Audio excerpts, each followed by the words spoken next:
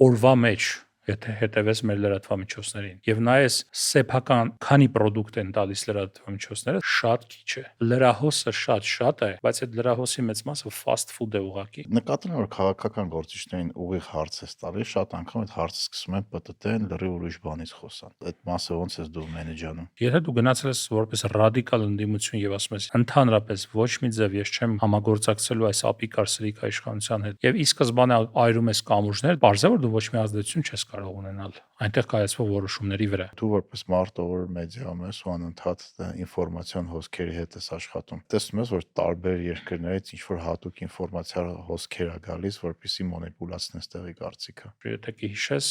միջազգային շուկայում նավթի գինը բարձրանում է շուկան մի արագ արձագանքում էր սկսում էր բենզինի գինը դիզելի գինը բարձրանալ բայց որ իջնում էր ասում էին գիտեք նավթը այդքան էլ կապված չի բենզինի եւ դիզելի գնի հետ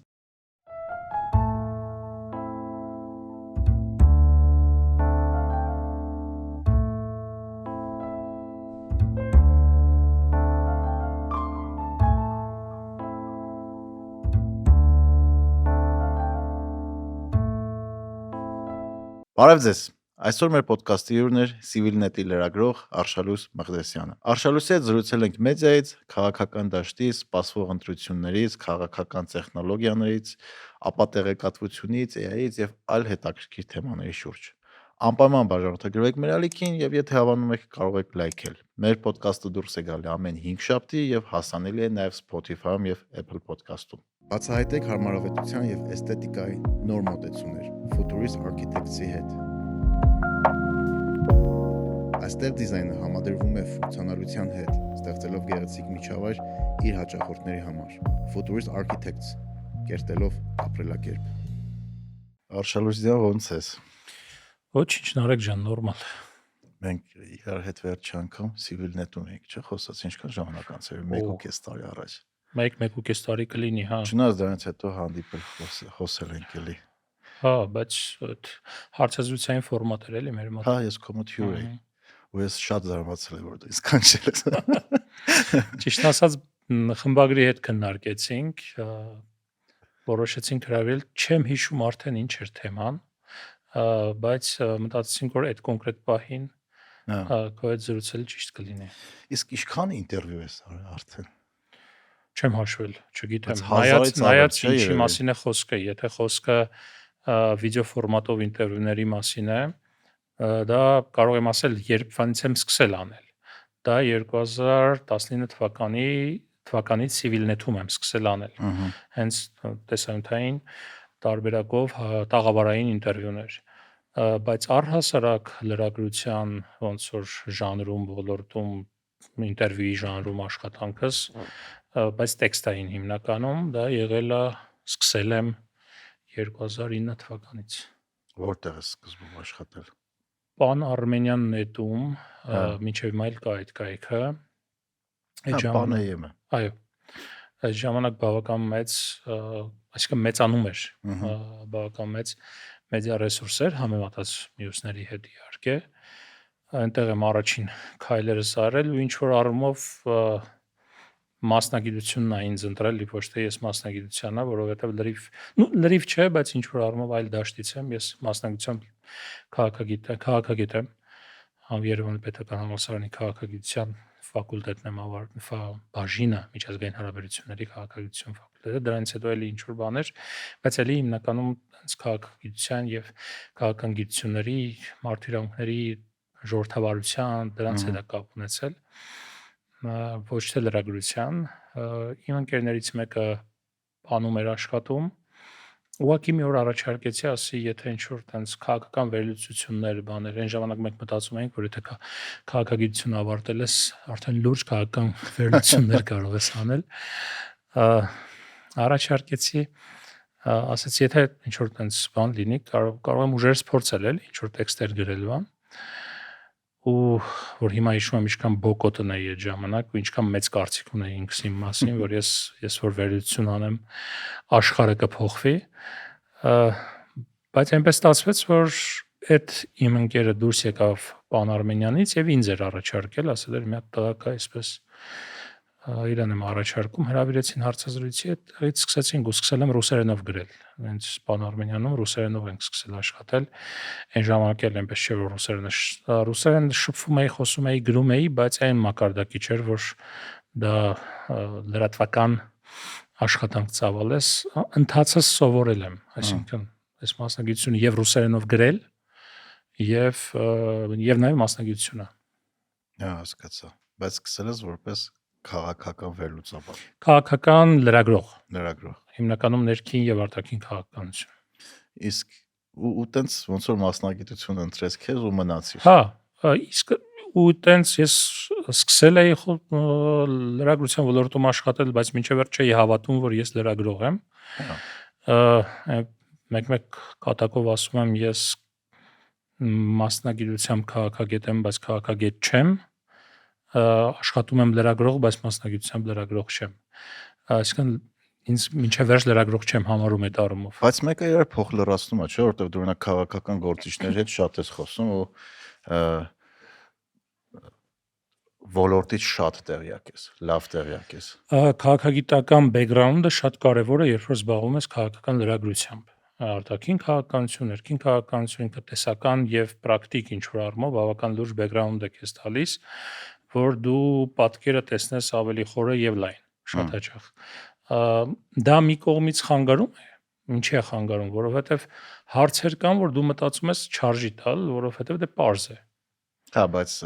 բարձա քո համար։ Պարզ է ինձ համար, շատ դեպքում կամ ինչ որ մի քանի հոգու համար, ում ես ճանաչում եմ այդ ոլորտից, բայց պարզ չէ լայն հանրության համար։ Դրա համար երբեմն լինում է իմ մոտ այդ լրագրողական բան կա, սմիկալկա եւ ջիղ, որը շատ դեպքերում հիմա եմ շատ հաճախ դա զգում էլի, որ օրինակ, չգիտեմ, կարող է պահի տակ այն վազող լրագրողը, լուրերով զբաղվող լրագրողը դա տեսնի իր աչքը, սուր է, տեսնի, որ դրանից կարելի է լուր սարքել, լուր ստեղծել։ Օրինակ խցանումները, որ Իսակով Պողոտան փակվել է, այն օրը գալիս էի աշխատանքի, այդ ամեն ինչը տեսնում եմ, որ մի հատ ահավոր վիճակ է, զարմանում եմ, զայրանում եմ այդ վիճակում, անցնում ենք այդ հատվածից, հետո եմ ասում, կարելի էր վիդեո անել եւ այդ ամեն ինչը տեղադրել, ցույց տալ, թե ինչ ահավոր վիճակ է։ Հիմա դրավորով մեմեր է ֆռում, ասում են Տրամպը Հորմուզը բացելուց հետո գալու է այդ փողոցը բացի։ Ինձ թվում է լավ է չխառնվի։ Եթե արդեն ունես գործող բիզնես եւ մտածում ես, թե ինչպես անցնել հաջորդ մակարդակին, հիմա շատ լավ պահ է այդ քայլը անելու համար։ Ագվա բանկը մինչև 35 տարեկան ձեռներեցների համար առաջարկում է ֆինանսավորում հատուկ պայմաններով, որպեսզի սահմանափակումների մասին մտածելու փոխարեն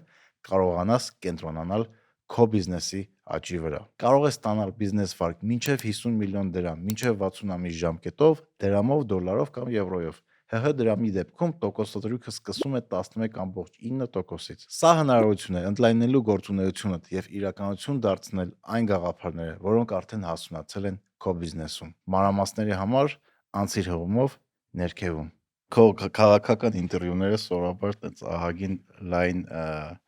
հետո ֆիդբեքներ են ունենում։ Մարդիկ սկսում են քննարկեն, որովհետեւ հարցեր կա, որ շատ տեղին է տալիս էլի։ Փորձում եմ ու դեռ սովորում եմ։ Հա, իսկ ո՞նց է սովորում։ Դիտելով այլ ինտերվյուերների, Հայկական թե դուրսը։ Հայկական էլ դուրսն էլ։ Ես ինձանից փոքրերից էլ եմ սովորում այդ առումով։ Հիմա շատ լավ ինտերվյուերներ կան Հայաստանում, նաև ինձանից տարիքով փոքր, ինձանից տարիքով մեծ, եւ պարբերաբար ես փորձում եմ, երբ որ ժամանակ եմ ունենում եւ այդ բանին տրամադրված եմ, նայել, սովորել, որովհետեւ նախ տարիքով փոքրերից սովորում ես արդեն այդքան եղել ենք տարիքով փոքրերից։ Հա, տարիքով փոքրերից սովորում ես այն, որ նոր բաներ կան, որ դու կարող ես այդ բանին չտիրապետես, լրագրության մեջ, ընդհանրապես տեխնոլոգիաների մեջ եւ այլը, որ իրենց օգնում է իրենց աշխատանքում, իսկ մրցունակ մնաս։ Իսկ տարիքով մեծերից եւ ոչ միայն մեծերից, այսինքն ոլորտի են հայտնիներից եւ Հայաստանում եւ Հայաստանից դուրս, դա այն դասական լրագրությունն է եւ դասական հարցազրույցներ վարելու ձևն ու ոճն է, որ հարցեր տալու սրությունը, հարցեր տալու ձևը, նույն հարցը ինչպես տաս, որ համ սուր լինի, համ պատասխանը ստանաս, համ էլ դիմացինը շատ չնեղվի, որ դու այդ հարցը իրան տվեցիր, էլի։ Այսինքն կարող է չէ նույն հարցը վիրավորական ձևով տաս, կարող ես նույն հարցը այնպես տաս, որ ինքը արդեն տարբերակել չունենա չպատասխանելու այդ հարցին, գոնե ինչ որ մի պատասխան տա։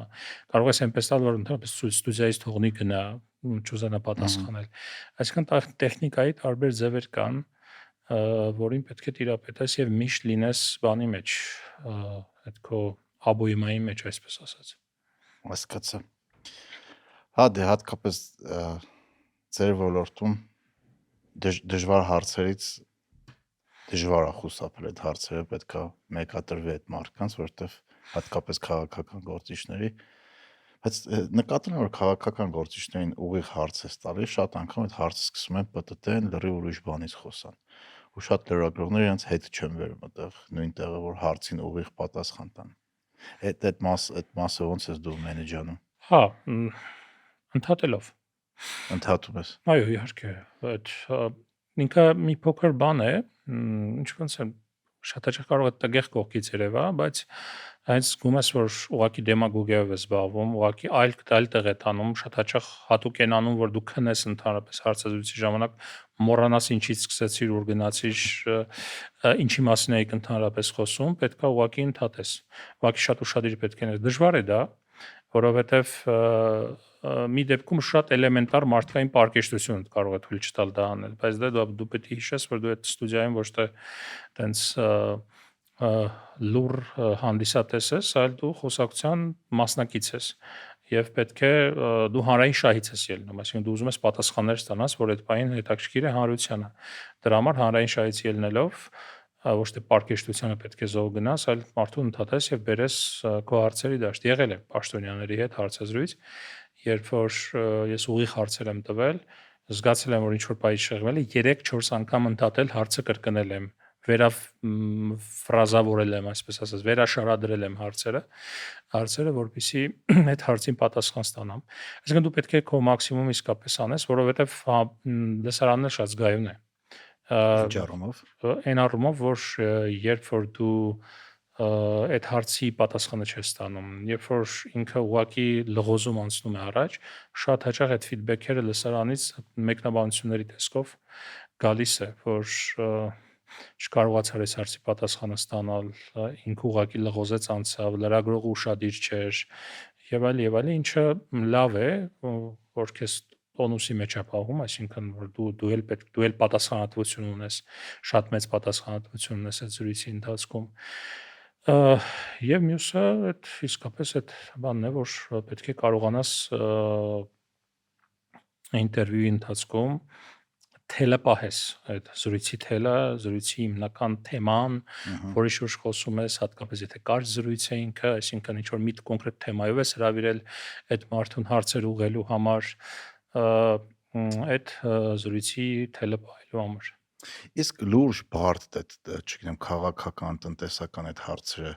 արդյոք հնարավոր է, չգիտեմ, 20 րոպեում, կես ժամում լավ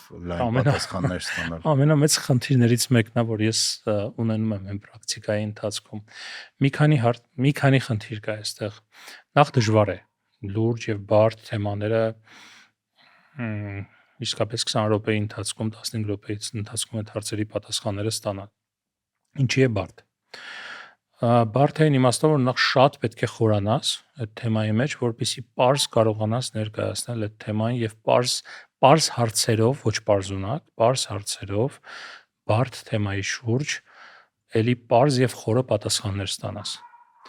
Երկրորդը դա քո տնային աշխատանքն է, այսինքն որ պետք է պարզ ձևակերպես այդ ամեն ինչը։ Երկրորդը երբեք չես կարող վստահ լինել, որ նույն ձև տրամադրված է քո զրուցակիցը։ Շատ անգամ տենց ահագին ագրեսիվ են, չէ՞, տրամադրված։ Ագրեսիվից բացի էլեմենտար մենք դպրոցի խնդիր ունենք։ Դպրոց այն իմաստով, որ հռետորաբանության դպրոցի, հանրային խոսքի դպրոցի խնդիր ունենք առհասարակ այդ սովետական երկրները եւ հատկապես Հայաստանը։ Կարող է շատ խելացի լինել քո զրուցակիցը, բայց շատ երկար բարակ ձևակերպել իր մտքերը։ Օրինակ ես այն օրը դիտում էի Բոլտոնի հարցազրույցը, նախկինում Թրամփի օգնական Ջոն Բոլտոնի հարցազրույցը Deutsche Welle-ին։ 20 րոպեվա ընթացքում հաշվել եմ հատուկ, եթե չեմ սխալվում, 9 թե 11 հարցի պատասխանեց այդ մարդը։ Հստակ, Հա։ կարճ, կոնկրետ, ամբողջական։ Կարելի էր խորանալ ինչ-որ հարցերի շուրջ հետազրուցել, գուցե, բայց ֆորմատը չէր, ֆորմատը Ջոն Բոլթոնի կարծիքը լսելն էր Իրանի պատերազմի վերաբերյալ։ Մենք շատ դեպքերում այդ խնդիրը ունենում ենք, որ մարդը կարճ ներկայացնի իր կարծիքը եւ չսկսի պատասխանի մեջ ինքը իրեն հղումներ անել, ինչպես ես ասացի, ինչպես մի քիչ առաջ խոսեցի, ըստ էության եւ այլ, դա նաեւ գալիս է նրան, դա ինձ թվում է այդ բանն է, հանրային խոսքի թերություններն է։ Ես օրինակ այսքան տարի կարելի ասել որոշ չափով մեդիայով զբաղվելու ընթացքում նկատել եմ, որ շատ մարդիկ, չեմ ասում բոլորը, բայց կան մարդկանց այնպես զգալի մեծ խումբ, ովքեր երկար ու ինչ-որ բարդ բառերով խոսքը համարում են ավելի խելացի։ Միանշանակ։ Բայց տերմինակոխանելով եւ դիմացինին ցույց տալով իր խելացիությունից, դիմացինը եթե թեմայի մեջ մի քիչ չկա, այդքան էլ խորացած չի թեմայի մեջ, սկսում եմ մտածել, որ տենասես ինչ հետարքիր եւ խելացի մտքեր ասում, որ ես չեմ հասկանում։ Երևի չարժի հարցեր տալ այդ թեմայի վերաբերյալ։ Ես ցույց կտամ իմ չիմանալը։ Ջորդան Պիտերսոն երկար շատ բարդ բառերով խոսում էր։ Հետո լսում էր, ասում էր, ես ինչ խելացի բան էր ասում, բայց հետո հասկանում էր, որ այդքան է չի։ Անուն չեմ տա, բայց մեր գործիչներից մեկը հիշում եմ իմ մեծ ուրեմն միջոցառման ժամանակ հանրային ելույթով հանդես եկավ ու շատ լրագրողներ կային այնտեղ։ Մենք բանում չէինք, բուն սրահում չէինք, այլ կողքից լսում էինք, այսինքն միկրոֆոն բաներ դրած, դինամիկ էր դրած, բարձրախոս եւ այլն լսում էինք, ձայնագրում էին։ Այն ժամանակ այն AI-երը չկար, որ, չգիտեմ, տարբեր ուրեմն գործիքների տային այդ ամեն ինչ արագ սղագրեր եւ այլը, մեկը ձայնագրում էր, հետո մյուսներս լսում էինք, այդ ձայնագրությունը սկսում էինք արագ սղագրել ու խոսքի ընթացքում, երբ որ ինքը խոսում էր շատ ուժեղ, շատ այսպես առոգանությամբ, հա, ռետորիկան բավական լավն էր հանրային խոսքը այդ առումով, շեշտադրումները որ շատ բլոկավորված լսում էինք, ասում ենք ինչեր է ասում։ Հենց սկսեցինք լսել, որ դա նյութի վերացենք, լուրի վերացենք։ Այդ երևի 5 րոպեանոց ելույթը, չգիտեմ, 10 տողով չէինք կարողանում նորմալ ձևակերպել, ոչ միայն ես, շատերը լրագրողներից, որովհետև այն որ արդեն որ տեքստի ես վերածում, չէ՞, տեքստում պետք է հստակ միտք լինի, հստակ ինչ որ բաներ լինեն, հստակ խոսք լինի, ինչին է ուղղված, ինչ է ասում այս մարդը։ Դժվարացանք, ճիշտ ասած, ու ես այդ հիշում եմ, նաուշնիկները հանեցի, ասի, ժողովուրդ, կներեք, մենակ իմ մոտ է ստացվում, որ ես չեմ հասկանում ինչ է ասում։ Ասացին, չէ, մենք էլ այդ խնդիրը ունենք։ Այսինքն, դա էլ կա, էլի։ Հա, հետաքրքիր ֆենոմեն է, որ խելացի բառերով մարդկանց ուշադրությունը գրավում են։ Հա։ Բայց ոնց որ մի հատ հետաքրքիր բան եմ նկատել, որ այնքան շատ է կոնտենտը, նորությունները, ամեն ինչը։ Շատ անգամ դու այդ ամեն ինչը пассив ես նայում։ Ու չես խորանում ինչ լսեցիր, ոնց լսեցիր կամ ինչ որ մի բառ պետք է լսես, որ քեզ trigger անի, որ դու սկսես դրա մասին մտածես։ Բայց հիմնականում արդեն կոնտենտի օգտագործումը դարել է շատ пассив։ Դե հաշվի առնենք, որ մարդկանց մեծ մասը ուղղակի վերնագրեր է կարդում։ Չել խորանում տակի ինչ կա եւ դա մեղադրելու էլ չի մարդկանց, որովհետեւ շատ է ինֆորմացիան։ Ինֆորմացիան շատ է, ավելի շատ ոչ թե ինֆորմացիան է շատ, ինֆորմացիան շատ է, դրա մասին խոսք չկա, բայց դրա նույն ինֆորմացիան բազմապատկվում է 1000 տեղերով։ Նույն ինֆորմացիան մի քիչ ավել, մի քիչ պակաս ձևով, տարբեր վերնագրերով տրվում է տարբեր մեդիա ռեսուրսներով։ Շատ հաճախ որ նայես օրվա մեջ, եթե հետևես մեր լրատվամիջոցներին, եւ նայես սեփական քանի product են տալիս լրատվամիջոցները, սեփական product, ոչ թե որ ինչ որ մեկ ինչ որ միտեղ հայտարարեց, խոսեց, ասաց, այլ ստեղծում են, ինչ են ստեղծում։ Հարցազրույցն էլ կարելի ասել համարել product, որ ստեղծվում, այո, բայց սեփական նախաձեռնությամբ, օրինակ թեմային առաջ քաշում, որ այդ պահին այդքան էլ չի քննարկվում, օրինակ, բայց օրակարգային են դարձնում այդ թեման, հա, որովհետև անտեսված է։ Կամ չգիտեմ, այդ պահին վառվող թեմա կա, դրա շուրջ տարբեր մտքեր են հավաքում, տարբեր մարդկանց են հարցնում, խորանում են այդ թեմայի մեջ եւ որվա վերջում ռեպորտաժի տեսքով այդ թեման լավ բացված եւ հասկանալի տալիս են, շատ քիչ է։ Հա։ Այսինքն լրահոսը շատ է, բայց այդ լրահոսի մեծ մասը fast food է ուղղակի, լրատվական։ Այսինքն, բայց խորացած, լավ աշխատած նյութերը շատ քիչ են։ Հա։ Շատերը հենց ագրեգատոր են, էլի միտեղից վերցնում են, մյուսը տալիս են։ Հա, վերցնում են, իրենց գործը հիմա է դա։ AI-ն էլ օգնում է արհեստական բանականությունը նյութերի գրման գեներացման հարցում, դա նորմալ է, ես Շատ արդեն օգտագործվում լրագրության մեջ Հայաստանում։ Ենթադրում եմ այո, որովհետև օրինակ ես օգտագործում եմ։ Ես արհեստական բանականության հնարավորությունները օգտագործում եմ։ Եթե ես պետք է առաջ նստեի, ասենք, չգիտեմ, 4 ժամ սղագրեի 40 րոպեանոց հարցազրույցը, ես հիմա դա անում եմ 3 րոպեվա ընթացքում։ AI-ին տալիս ես։ AI-ին տալիս եմ, սղագրում է, ինչ որ ինձ պետք է։ Եթե ես ուղղակի նյութ եմ անում, ինչ որ պետք է այնտեղից վերցնում եմ, եթե հարցազրույց է, մի չգիտեմ, 20 րոպե էլ աշխատում եմ, 20-25 րոպե էլ աշխատում եմ տեքստի հետ, կարգի եմ բերում տեքստը, ինչ որ բաներ ավելացնել, պակասացնել եւ այլն, եւ ինքը պատրաստի նյութ է արդեն։ Կարևոր է, որ հոդվածը 0-ից արհեստական բանականություն չգեներացնի, էլի։ Հա։ Կարևոր է, որ դու background ունենաս, որ հասկանաս ինքը ինչ է ընդհանրապես գեներացրել եւ ինչպես աշխատես այդ նյութի հետ։ Սխալը։ Այո, ճիշտ է, սխալ է։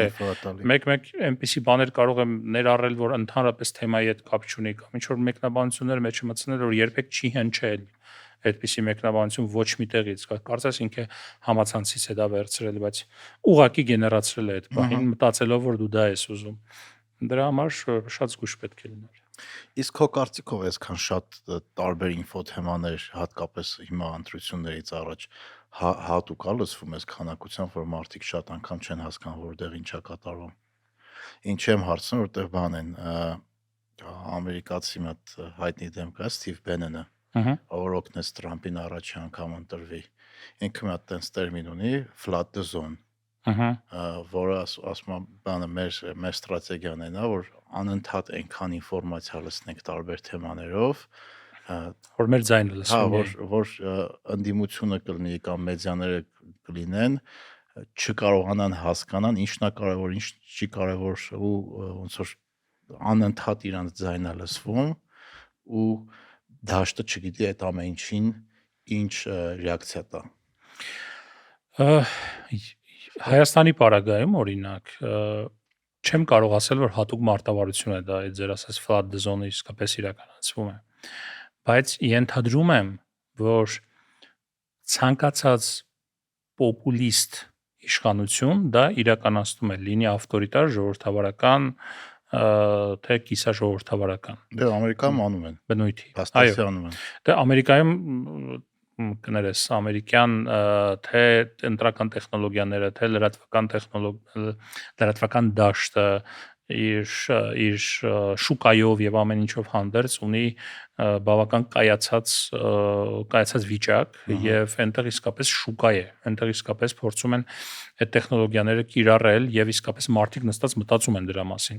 Հայաստանում ես նկատի ունեմ, չգիտեմ դա հատուկ մարտավարություն է թե ոչ, ինչ որ մեկը օրինակ իշխանությանն ասել է, որ պարբերաբար պետք է խոսես այս ինչ թեմաներով, ցանկացած թեմայով, միշտ պետք է ռեակցիա տաս, միշտ պետք է քո կարծիքը լինի դոմինանտ, աջենդա դու պետք է ձևավորես։ Ես չգիտեմ դա հատուկ ինչ որ մեկը իրենց տեխնոլոգ, իրենց այսպես ընտրական քաղաքական տեխնոլոգ կամ չգիտեմ ոլորտի մարդ ասել է թե ոչ, բայց քանի որ իշխանությունը ինքը ոչ օրդինար իշխանություն է Հայաստանի պարագայում, այսինքն ինքը եկել է փողոցից այս իշխանությունը։ Այս իշխանությունը պոպուլիստական, այսինքն հանրահաճող խոսք է միշտ գեներացրել, ոչ վատ իմաստով դա, հա, պոպուլիզմը միշտ չէ որ վատ է։ Մարդիկ հանրային հարթակներից եւ մրցակցային քաղաքականությունից են եկել եւ այդ մրցակցային քաղաքականության մեջ են աշխատում։ Դրա համար իրանք պետք է միշտ եւ փորձում են դրա մեջ աշխատել եւ ժողովրդավարությունը շատ հաճախ այդ առումով մրցակցային քաղաքականությունը ինքը աղմկոտ է։ Դա Այսինքն դու նորմալ է որ տարբեր իրավիճակներում եթե քո ռեսուրսը քո հանրային խոսքն է, Դու ձգտելու ես իսկապես այդ բանի լրատվական օրակարգը եւ ոչ միայն լրատվական քաղաքական օրակարգը ինքը ձևավորես քո ձայնը լսելի լինի ես դա բացատրում եմ դրա այսինքն ծագումնաբանությունից եմ դա բացատրում որ ուրիշ ձև ինքը դժվար է աշխատի դժվար պատկերացնել որ չգիտեմ իրանք կնստեն կաբինետներում կորոշեն որ այ այս ինչը սրան է այն ինչը նրան է պատկանում չգիտեմ եւ դրան երկար տարիներով ամիսներով ռեակցիա չեն տա հանրությունը կսկսի ծամել խոսել հետո հոգնել այդ թեմայից ընդհանրապես կողքի գցել ինչպես օրինակ մինչեւ 2018 թվականն էր այն ժամանակ երկրի նախագահը խոսում էր շատ քիչ քաղաքականությունը հիմնականում կաբինետային էր, բացվում էր թեպետ, բայց հիմնականում կաբինետային էր եւ ես հիշում եմ նախագահ Սարգսյանը հայտարարություն էր անում, այդ հայտարարությունը մենք որպես լրագրող եւ չգիտեմ ՀԿ ոլորտից եւ այլն, մենք դա մի 2-3 ամիս այդ նույն հայտարարության վերաբերյալ տարբեր նյութեր էին գրում, որ եւ այդ հայտարարությունը մեյնսթրիմում էր մնում, այսինքն տարբեր ռեակցիաներ այս ինչից խոսան մեկնաբանություն, ինչից մեկնաբանություն եւ այլն, մինչեւ որ մյուս հայտարարությունը կաներ ինքը։ Այսինքն ամբողջ քաղաքական դաշտը 2-3 ամիս զբաղված էր այդ հայտարարության շուրջ քննարկումներով։ Հիմա անընդհատ է փոխվում։ Օրվա մեջ անգամ 2-3 անգամ թեմա կարա փոխվի։ Այո, հիմա շաբաթվա վերջ ընդհանրապես կարող ես մոռանալ, թե շաբաթվա սկզբին ինչ թեմա է եղել դոմինանտ։ Հա, Արմ կոմեդին այդ մի անգամ ասեց, ասում առաջ օգոստոսին կարողանում էինք գնանք արձակուրդ շատ անգամ եթերները դժվար էր հավաքի, ասում հիմա այնքան բան է կատարվում, որ կարելի է արձակուրդ գնալ ու անընդհատ միշտ նյութ կա խոսելու։ Կապ չունի հանգստյան օրեր ա եղել, տոներ ա եղել, անընդհատ ինչ որ բան է կատարվում։ Այո, եւ եթե չեմ սխալվում, մեր լրատվական դաշտը տենց օգոստոսին արձակուրդ գնալու սովորույթը վերացրեց։ Հա, որտեվ 2008 վրաց-ռուսական օգոստոսյան պատերազմից հետո 2008-ի օգոստոսին Օլիմպիադայի ժամանակ 2008-ի օգոստոսին, երբ որ ամբողջ մեր լրատվադաշտը արձակուրդում էր, այն ժամանակ հիմնականում թերթեր էին, շատ քիչ լրատվական կայքեր կային, եւ տեղի ունեցավ պատերազմը, ադրբեջանական կողմը բավական լավ դեզինֆորմացիաներ սկսեց տարածել Հայաստանից իր գործողությունների վերաբերյալ, Վրաստանում իրավիճակը այդ ժամանակ բավական հանրային եսի նկատի ունեմ, լարվեց, այսինքն լրատվական երբ որ կեղծիք է տարածվում եւ դրա պատասխան չկա այդ պահին, Պարզեւոր այնա դառնում դոմինանտ քննարկումների առարկա եւ այդ ամեն ինչը ավարտվեց, վերջացավ, օգոստոսի վերջին մեր լրատվական դաշտը վերադարձավ արձակուրդից։ Ոչ մեկ չգիտեց ժամանակ մարդկանց մոտ ինչ բաներ առաջացավ էլի, չգիտեմ, հավադրության տեսություններ, ինֆորմացիայի բացակայության պատճառով։ Այո։ Շատ ինքս Վրաստանից եմ, դրա համար եմ այդ օրինակը հիշում, որովհետեւ իսկապես կարելի էր օրինակ մարդկանց հետ շփումներում զգալ դա այնտեղ, որովհետև մարդը մեղավոր չի, ինքը դա է լսել եւ պատերազմ է, իսկ պատերազմի ժամանակ ռեակցիաները շատ սուր են լինում։ Հա։ Եվ այդ ժամանակ դա զգացվում էր։ Մինչև որ հետո կարծեմ ինչ որ կապ հաստատեցին Հայաստանից Վրաստան, հետո ուրեմն հայկական հերոստատեսությունները սկսեցին անդրադառնալ դրան, բայց հայկական հերոստատեսությունը հայերենով է դրան անդրադառնում, Վրաստանում դա չեն կարդում, չեն լսում, պետք էր այլ լեզուներով եւ այլ, դրանից հետո սկսեց իրականում Հայաստանում կարելի ասել այս on-line մեդիան դրանից հետո սկսեց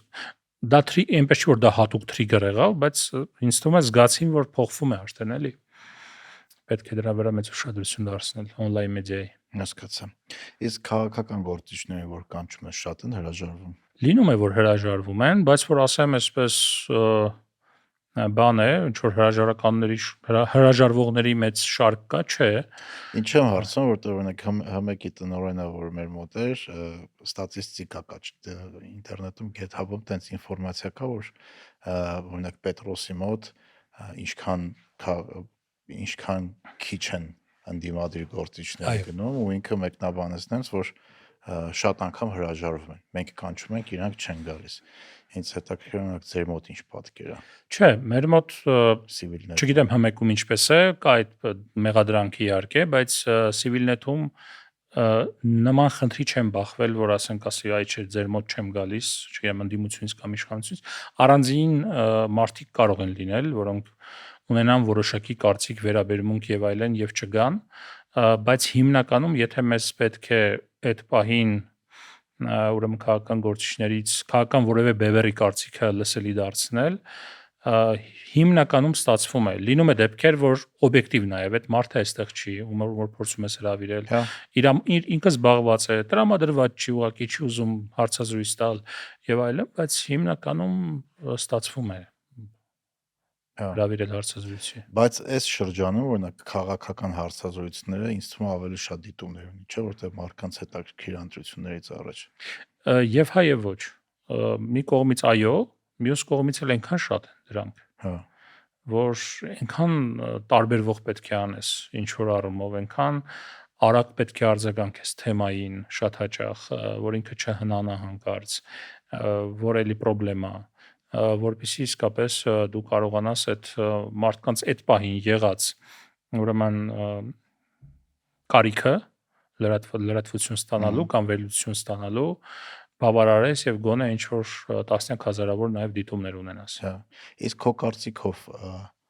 դուք ազդեցություն ունենում եք, թե մարդիկ ում կընտրեն։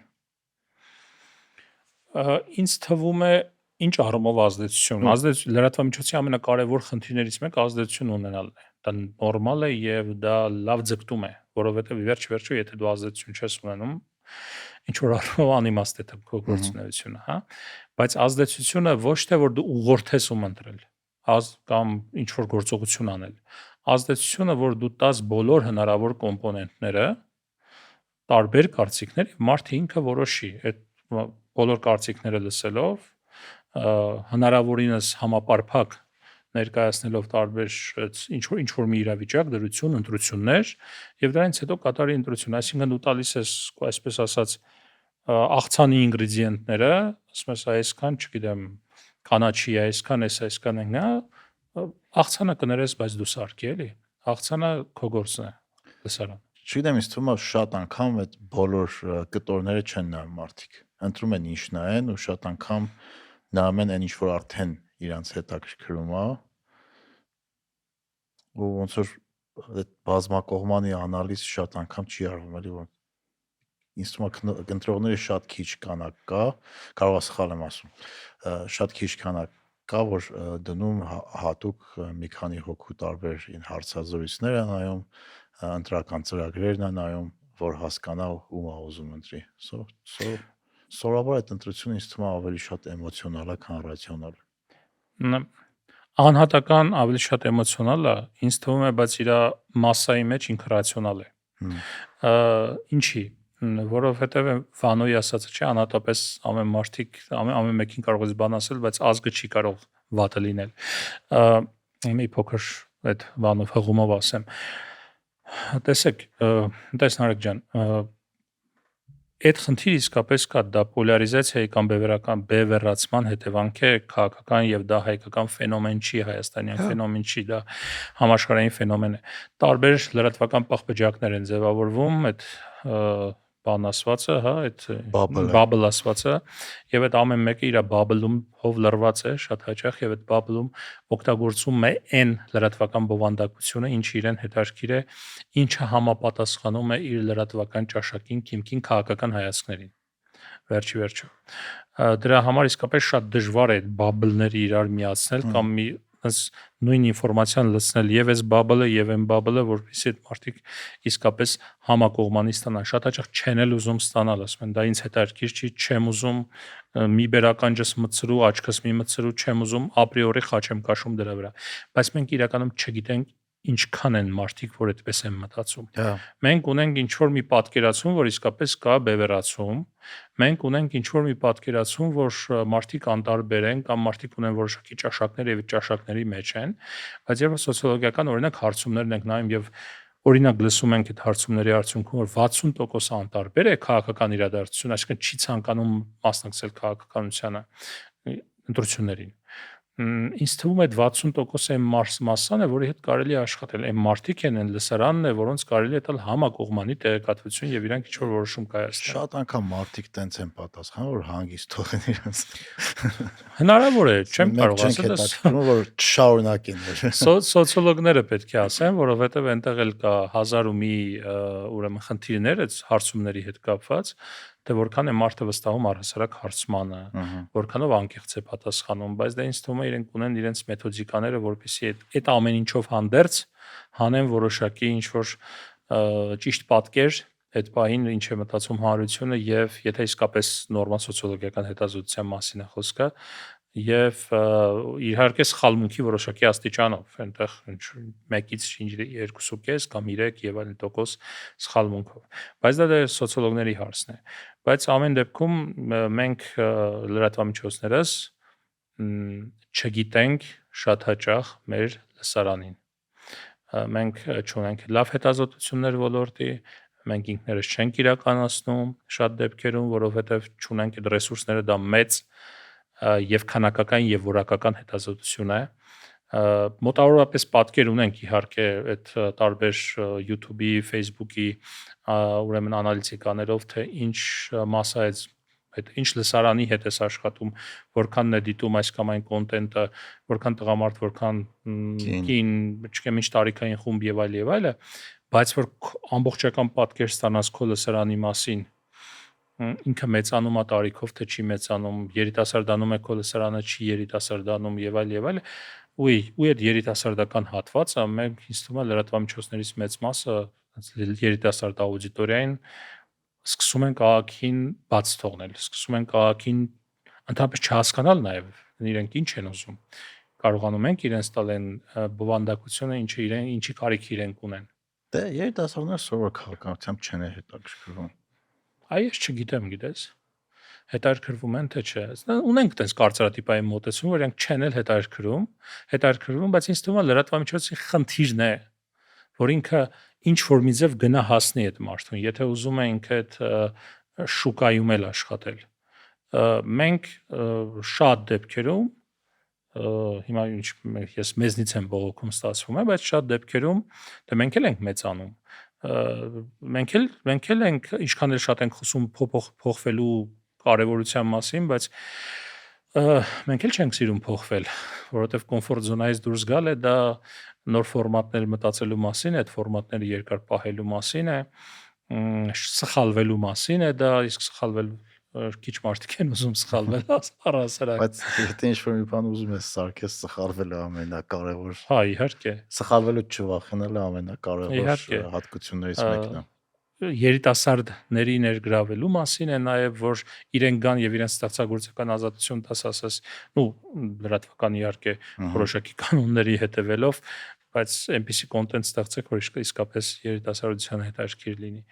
չգիտեմ ինձ թվում է դա մեծ բաց է որը տարբեր լրատվամիջոցներ տարբեր ձև փորձում են դրան հասնել դա լցնել այդ բացը բայց ես երկյուղ ունեմ այսպես ասած որ դա դեռ չի ստացվում դրա համար երևի քաղաքական գործիչները շատ անգամ սկսում են բլոգերների հետ աշխատեն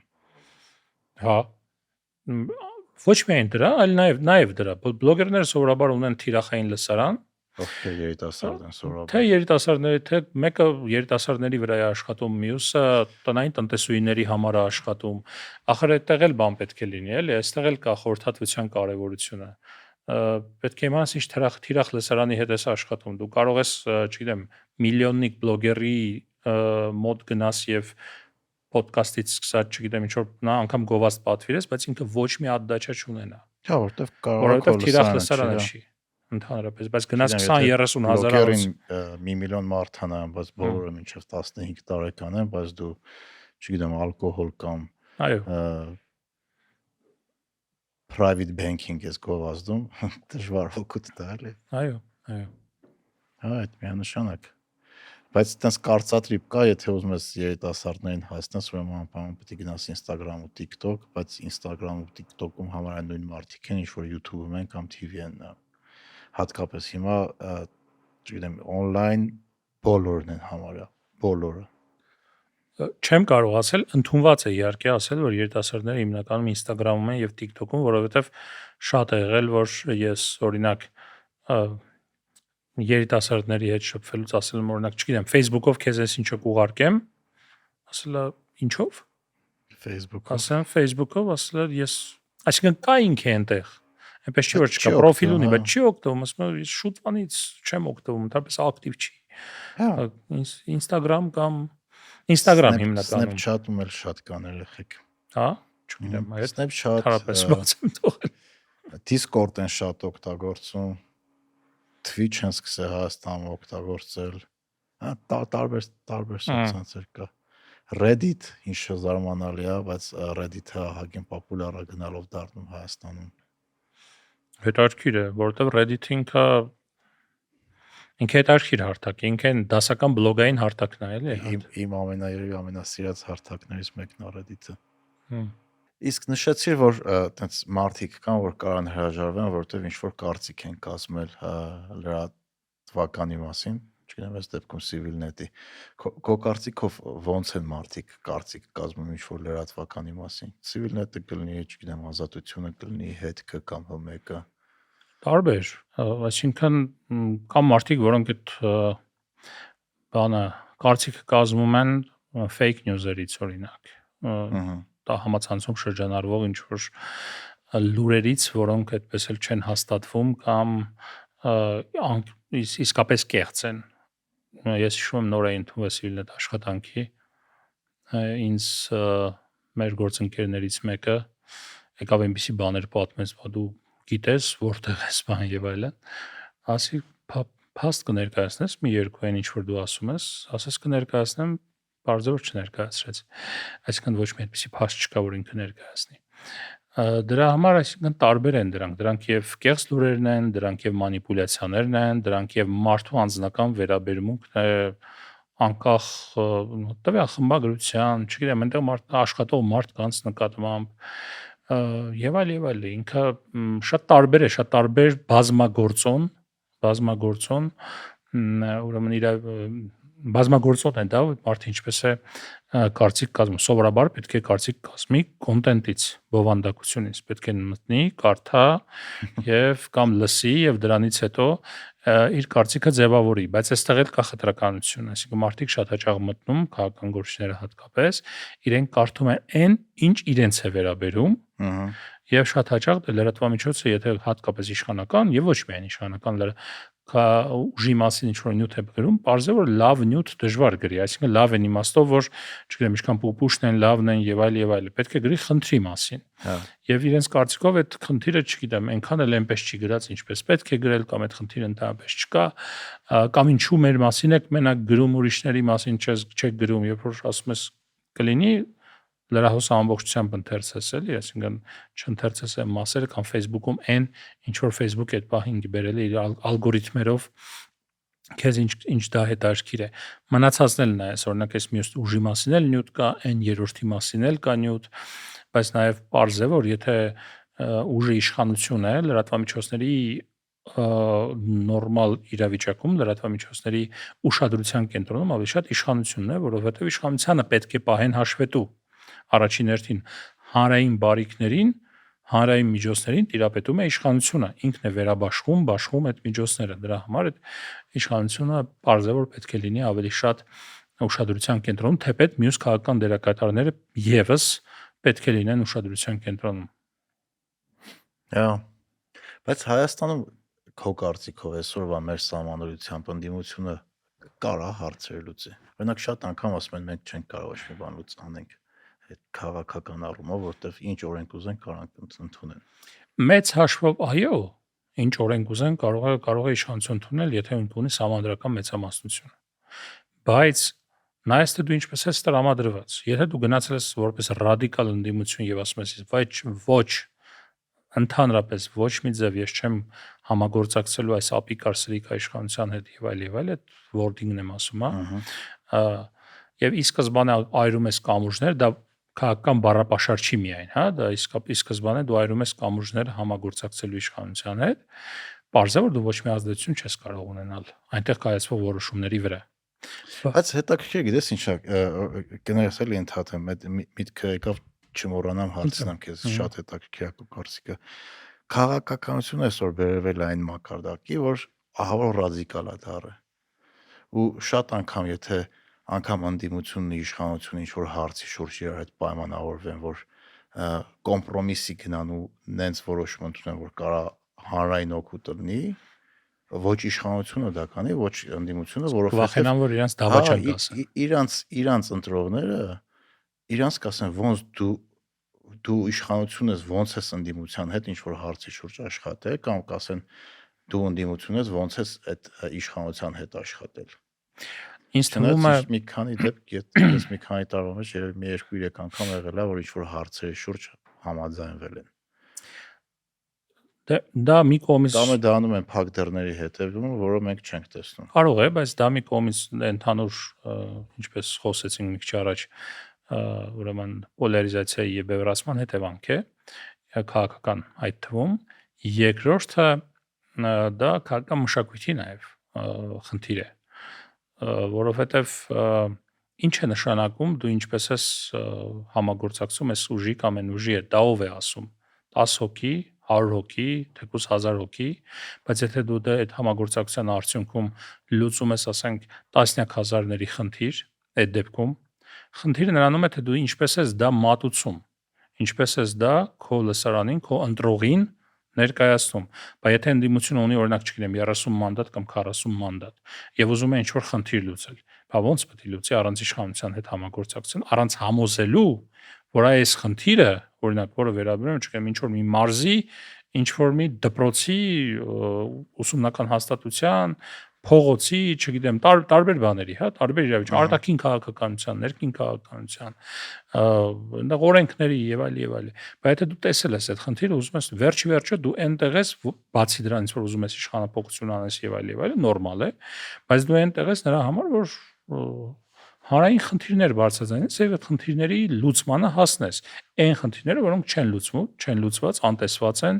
չգիտեմ, իշխանությունը չի բանանում, չի լուծում։ Մյուս կողմից կա նաեւ համագործակցայնության տրամադրվածության տեսանկյունից իշխանության մոտեցումները, որովհետեւ ամենամեծ պատասխանատվություն ընդդիմությունն էլ ունենալով պատասխանատվություն, ինձ թվում է իշխանությանն է ամենամեծ պատասխան։ Դու պետք է ձեռք մեկնողը լինես։ Դու պետք է հանրային համերաշխության հաստատման ուղղված քայլեր իրականացնես եւ ոչ թե մի անգամ այս հravirեցի իրենք չեկան։ Այս փորձեցի չստացվեց։ Քաղաքականությունը ստատիկա չի, քաղաքականությունը դինամիկա է։ Այսինքն մի անգամ արեցիր եւ չեղավ չի նշանակում երկրորդ, երրորդ, չորրորդ անգամ որ անես չի լինում։ Նիկոլ Փաշինյանը, չգիտեմ, 2018 թվականից փորձում էր Հայաստանում իրավիճակ փոխել։ Փորձում էր Հայաստանում իշխանապողություն իրականացնել մեծ հաշվով քաղաքական գործունեության իմաստ ընտրություններով եւ առանց։ Հա, բայց եթե այդ մարդը մտածեր որ այ ես, չգիտեմ, այս տարի փորձեցի չստացվեց, դե լավ, ուրեմն Հայաստանում չի լինի իշխանապողություն։ 18-ից թե ավելի շուտ։ Չէ, 8-9 թվականից, այո, երբ որ ինքը սկսեց հանրային քաղաքականությամբ զբաղվել նաեւ։ Այսինքն դու նույն կետին պետք է պարբերաբար հարվածես եւ մի օր կարող է պատը իսկապես փլվի։ Դրա համար այդ բաները, որ խոսակցությունները, որ գիտես չի ստացվում, այս սրանց հետ ոչ մի ձև չի ստացվում, ով ասեց որ չի ստացվում։ Գերմանիայում կամ մյուս երկրներում, որ չգիտեմ, կոալիցիաներ են ձևավորվում շատ հաճախ քաղաքական ուժերի իրար մեջ, որ կարող է դրանից առաջ նույն սենյակում այդ նույն քաղաքական գործիչները չկարողանային գտնվել, բայց իրավիճակից դրդված կոալիցիաներ են ձևավորում, ինչպես է հեշտ է իրենց իրար հետ աշխատել։ Դե այդ կոալիցիաների միջև ընտրություն արդեն բան եղան։ Չգիտեմ, բան է։ Այն որ ասում հա, կանխորոշված ընտրությունների կոալիցիաներ, բայց ի նկատի ունեմ, ինձ թվում է ավելի շատ աշխատանքի խնդիր է եւ հիմա էլ դա կա, եթե իսկապես պրոֆեսիոնալ աշխատանք տանի եւ ընդդիմություն եւ իշխանություն եւ համագործակցային տրամադրված լինեն, ախր հանրությունը կսովորի, չէ՞ դրան 5 տարի եթե դու նման կերպ աշխատես, խնդիրների լուծման միտված եւ ոչ թե գնաս ու ասես, չգիտեմ, իմ խնդիրը իշխանապողությունն է, ես այլ օրակարգ չեմ սպասարկելու ազգային ժողովում, պարզ է որ ցանկացած այլ քայլ քո կողմից ընկալվելու է, որ դու թիթեռ ես նկարում այնտեղ, այսինքն ինչ օրենք, ինչ այնտեղ փոփոխություններ, բան մեծ խնդիր կա, չէ՞, իշխանապողությունը գնացել ես դրա համար։ Ամենամեծ խնդիրներից մեկն է, որ քաղաքական ուժերի մեծ մասը ինձ թվում է ընտրությունները բան են, այսպես ասած սպրինտ են դիտարկում, ոչ թե մարաթոն, հա, ինքը հավաքվենք ընտրություններից առաջ, ինչ որ տեղեր ստանանք եւ գնանք խորհրդարան, դրանից հետո հա քննադատենք բան եւ այլ, բայց մեծ backstage են աշխատանք, հետնաբեմային աշխատանքը, որ դու պետք է անես եւ պատրաստվելու համար մյուս ընտրություններին ուժեղացնես քո տարածքային կառույցները, դառնաս իսկապես այլ ընտրանք մարդկանց համար, անգամ մարզերում եւ գյուղերում, որ եթե մարդը գնա օրինակ, չգիտեմ, գյուղապետի մոտ իր հարցը չլուծվի, ինքը երկրորդը գա քո մոտ, որ դու կարողանաս քո հնարավորություններով այնպեսի աղմուկ բարձրացնես, այնպես լոբինգ անես այդ հարցը, որ այդ հարցը իսկապես լուծվի եւ քո միջոցով լուծվի այդ հարցը։ Այսինքն տեղերում իսկապես ամրանաս եւ մարդկանց այդ աշխատանքով այդ վստահությունը շահես։ Իսկ մեր մոտ ինչ է լինում, ընտրություններից հետո շտաբերը փակվում են, մարզային մի քանի կառույցներ են թողնվում, գումար չի ծախսվում սովորաբար այդ ընտրությունների արանքում կամ շատ քիչ է ծախսվում, դե պարզ է քաղաքականությունը ինքը ծախսատար ոլորտ է, այնպես չի որ այնտեղ կարելի է մտնել, բայց բացի ծախսից էլի, այսինքն ծախսը մի կողմ, բայց ակտիվ քաղաքականությամբ զբաղվելու հանրային օրակարգում լինելու, օրակարգ ստեղծելու համար ինձ թվում է մենակ գումարի խնդիրը չի։ Չէ, դե հարցեր կա, որ շատ ծախս չի պահանջվում, չգիտեմ, եթե падգամավոր ես, կապ չունի իշխանական թե ընդդիմադիր, ամիսը մեկ քո համայնք գնալ մարդկանց հետ խոսելը, ինձ թվում է այդքան ծախսի հարց չի, ինչքան ցանկության։ Այո, մարդ կա հարցնում ես, ասում ես, մենք քիչ ես քո համայնք, գնում ասում ես արտաքին քաղաքականությամբ զբաղվել, ինչ արտաքին քաղաքականություն ես հավատում, քո համայնքի հարցերը լուծի։ Ու բանը ոնց որ այսօր, քանի որ այդ ընտրական սիստեմն է փոխվել է, ոնց որ մարդիկ падգամավորները իրանց համայնքներից կտրվել են, արդեն պարտադիր չի որ քո համայնքից դու ծեմբեր ես, էլի։ այն մեծամասնականը որ չկա, մեծամասնական ընտրակարգ։ Չգիտեմ որն է ճիշտ, որը սխալ, բայց իմ կարծիքով օրինակ քաղաքագետ ընկերների հետ որ խոսում եմ, ասում են օրինակ, եթե միջազգային փորձ նայենք, այդ town hall-երը, որոնք գնում ես սենատ կոչվածները, այսպես ասած։ Չէ, որ գնում ես քո համայնքի կամ ինչ-որ խմբի ներկայացուցիչների հետ հանդիպում ես անում ու փորձում ես իրենց խնդիրները լուծել ու մարդիկ քեզ տեսնում են իրականում, քեզ հարց են տալի, քո հարցի պատասխանը, իրենց հարցի պատասխանը լսում են տեղում, ասում ամենաէֆեկտիվ գործիքներից մեկն է ձայն բերելու։ Չէ, ահմիջական շփումը միանշանակ ամենաէֆեկտիվ գործիքներից մեկն է, բայց այդ պետք է արվի անընդհատ է, ոչ թե ընտրություններից 2 ամիս առաջ։ Միանշանակ։ Այդ բան չկա, այստեղ երկու կարծիք չկա իմ համար էլ, բայց խնդիրն է նա, որ դա սովորաբար սկսվում է արվել ընտրություններից մի քանի ամիս առաջ։ Հիմա տեսնում ենք, չէ՞, տարբեր ձևաչափեր են մտածում ընդդիմության այդ թվում ներկայացուցիչները, որ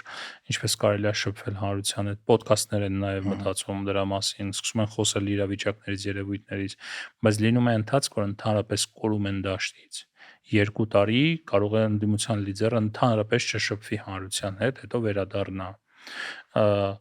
Ունեցել ենք նման դեպք, այսինքն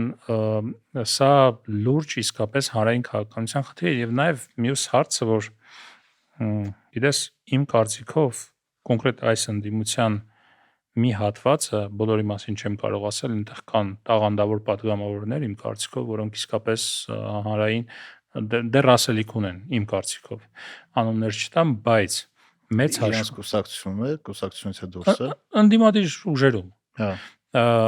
Բայց մեծ հաշվով ընդդիմությունը իր էությամբ լինելով նախորդ իշխանության կաբինետային քաղաքականության ներկայացուցիչներ, իրենք հանրային եւ մրցակցային քաղաքականությունում դրսևորում են իրենց դրսևորել։ Իրենք դժվար են հարմարվում մրցակցային քաղաքականությանը, որ պետք է իսկապես ընտրվես, պետք է իսկապես գնաս եւ մարդկանցից խնդրես այդ ձայնը, պետք է իսկապես գնաս եւ համոզես ինչու ես դու մրցունակ, ինչու ես դու ավելի լավը, որ քեզ ընտրեն, ինչ ես առաջարկում իրենց, ինչ խնդրի լուծում ես առաջարկում։ Հիմա նայում ես, որ նայես թե ինչ են ասում ուժեր, անգամ այն ուժերը, որոնք ասում էին, որ, չգիտեմ, երկիրը կանգնած է էգզիստենցիալ սպառնալիքների առաջ, ինչի մասին պետք է խոսենք, բայց բոլորը սոցիալ-տնտեսական ինչ-որ բարիքներ են խոստանում հասարակությանը։ եւ որ միացնես իրար այդ բոլոր բարիկները, այն ինչ որ խոստանում են, մեծ հաշվով հարկերի կրճատում եւ ծախսերի ավելացում, թե ինչպես պետք է դա ֆինանսավորեն, չգիտեմ, բայց մոտավորապես այսպեսի մի հատ պատկեր է ստացվում, իհարկե դրա պատասխանում են տնտեսությունը պետք է զարգացնենք, որ ֆինանսավորենք այդ ամեն ինչը, բայց այն ինչ որ վերաբերում է հարկերին եւ ծախսերին շատ հստակ է գրված եւ շատ չափելի է գրված, այսքան կրճատելու ենք, այսքան ավելացնելու ենք ծախսերը։ Այն ինչ վերաբերում է դրա ֆինանսավորմանը, տնտեսությունը պետք է զարգացնենք։ Այսինքն այս պահին մենք տեսնում ենք այդ ռուսերեն մեծ խոսք է «разгул социального популизма»։ Այսինքն այդ սոցիալական պոպուլիզմի մի հատ sense հիչ շքերթ է, որ տեղի է ունենում եւ փորձում են այդ ձև մարդկանց ձայնը շահել եւ թիրախային աշխատել նաեւ։ Իսկ որ կուսակցություններն են դա բոլորը։ Հիմա կարելի ասել հիմնականում բոլորը եւ իշխանությունն է անում, իշխանությունը բացի խոսելուց նաեւ այսինքն արել է այն իմաստով, որ այդ սոցիալական բարիկները ոչ թե գովում եմ որ արել է, այլ որ գիտեմ, որ դա կարևոր է հիմա եւ պետք է անել։ Օրինակ երկու որոշում է իշխանությունը կայացրել, մեկը առողջության համընդհանուր ապահովագրությունը, պարտադիր, երկրորդը թոշակների բարձրացումը։ Որ ասում է, որ չեն անելու, չէ՞։ Թոշակների բարձրացումն էլ առողջության ապահովագրությունն էլ դրանից մեկը տարի ու կես առաջ, մեկը ամիսներ առաջ ասում էին, որ մեկը գումարի առումով ասում էին, այս պահին պատրաստ չենք անում, երկրորդը ասում էին, որ բա որ անենք, դրա էֆեկտը չենք հասկանում այս պահին, ինչ է լինելու, հա։ Բայց դրա արդյունքում տասնյակ միլիարդավոր դրամներ գնալու են այդ խնդիրները լուծելուն։ Դե հիվանդանոցներում կոնկրետ արդեն հերթ է։ Տասնյակ, եթե ոչ հարյուրավոր, եթե չեմ սխալվում, ես շատ բան թվեր կարող եմ ասել հիմա, շատ մոտավոր թվեր, հա, թվերից չկպնեն, ուրեմն մոտավորապես 100 միլիարդ դրամ կամ 80 կամ 100 պետք է թոշակների բարձրացումը նստի բյուջեի վրա, տարեկան կտրվածքով, իր մյուս բաներով այդ հետ վերադարձով ամեն ինչով, երկրորդը եթե այսպես գնա, այս տեմպերով 100 օրվա ընթացքում 40 միլիարդ դրամ են մոտավորապես հատկացրել բանին, այս ապահովագրությանը, դա ենթադրում է երամսյակի ընթացքում 40 միլիարդ դրամ, դա ենթադրում է, որ մոտավորապես 120 միլիարդ դրամ էլ, 160 միլիարդ դրամ էլ ներողություն, պետք է հատկացնեն ապահովագրությանը գոնե առաջին տարում։ Այսինքն մոտավորապես երկու որոշմամբ 260 միլիարդ դրամ ինքը հատկացվում է սոցիալական խնդիրների լուծմանը։ Տարեկան։ Այդ $600 միլիոն ավել փող է։ Այո։ Որը մեր բյուջեում չկա։ Ենթադրում եմ կա, որ ծախսում եմ, բայց Էթելները արտաքին պարքես արագություն չէ։ Բայց չէ, ի նկատի ունեմ պարտքային միջոցներով նաեւ, այնպես չի որ բյուջեն ինքը sense գեներացնում է այդ ամբողջ միջոցները մենք մեր հարկերով ամեն ինչերով։ Արտաքին պարտքն էլ իր հերթին մի հատ խնդիր է, որովհետեւ պարտք իրականում եթե հետաքրքիր է հնայի նկատմամբ նույնն է մնացել կամ մի քիչ անգամ կրճատվել է 49-50% է, որը նորմալ է համարվում մեր նման երկրներում եւ այն ուրեմն քրիտիկական կետը 60%-ը չեն կանցել, որը օրենքով է սահմանված, բայց պարտքի սպասարկումն է թանկացել, մեր պարտքը թանկացել է, որովհետեւ տոկոսադրույքները բարձր են, որովհետեւ ներքին պարտք ենք մենք վերցրել, ներսում պարտքը թանկ է ավելի եւ այլ եւ այլ։ Ես սերեք պետական պարտատոմսերի նայում էի 8-9.5%-ով պարտատոմսերով, ու sense 9.5%-ով պարտք ես վերցնում, այդ շատ թանկ է էլի։ Հա, մենք առաջ օրինակ այստեղ մի քանի բան կա, խնդիր կա, երբ որ դու այնպես ցածր դիրքերից զարգացող երկիր ես, քեզ տալիս են այն ուրեմն արտոնյալ վարկերը միջազգային կազմակերպությունները, որովհետև դա սպասարկելու խնդիր կա, որպեսզի կարողանաս արագ կարգի գաս, չգիտեմ, ոտքի կանգնես։ 1%, 2%, 3% անց վարկերը։ Բայց երբ որ ավելի ինչ որ տենց հասնում ես որոշակի աստիճանի, ուրեմն բարեկեցության, քեզ տալիս են ավելի այսինքն ոչ թե այնպիսի պարտք են տալիս եւ որ էժան պարտք են տալիս եւ նաեւ ասում են ինչ արա, հուշում են ինչ արա, այսպես ասենք, հա, քեզ տալիս են ավելի բարձր տոկոսով վարկեր,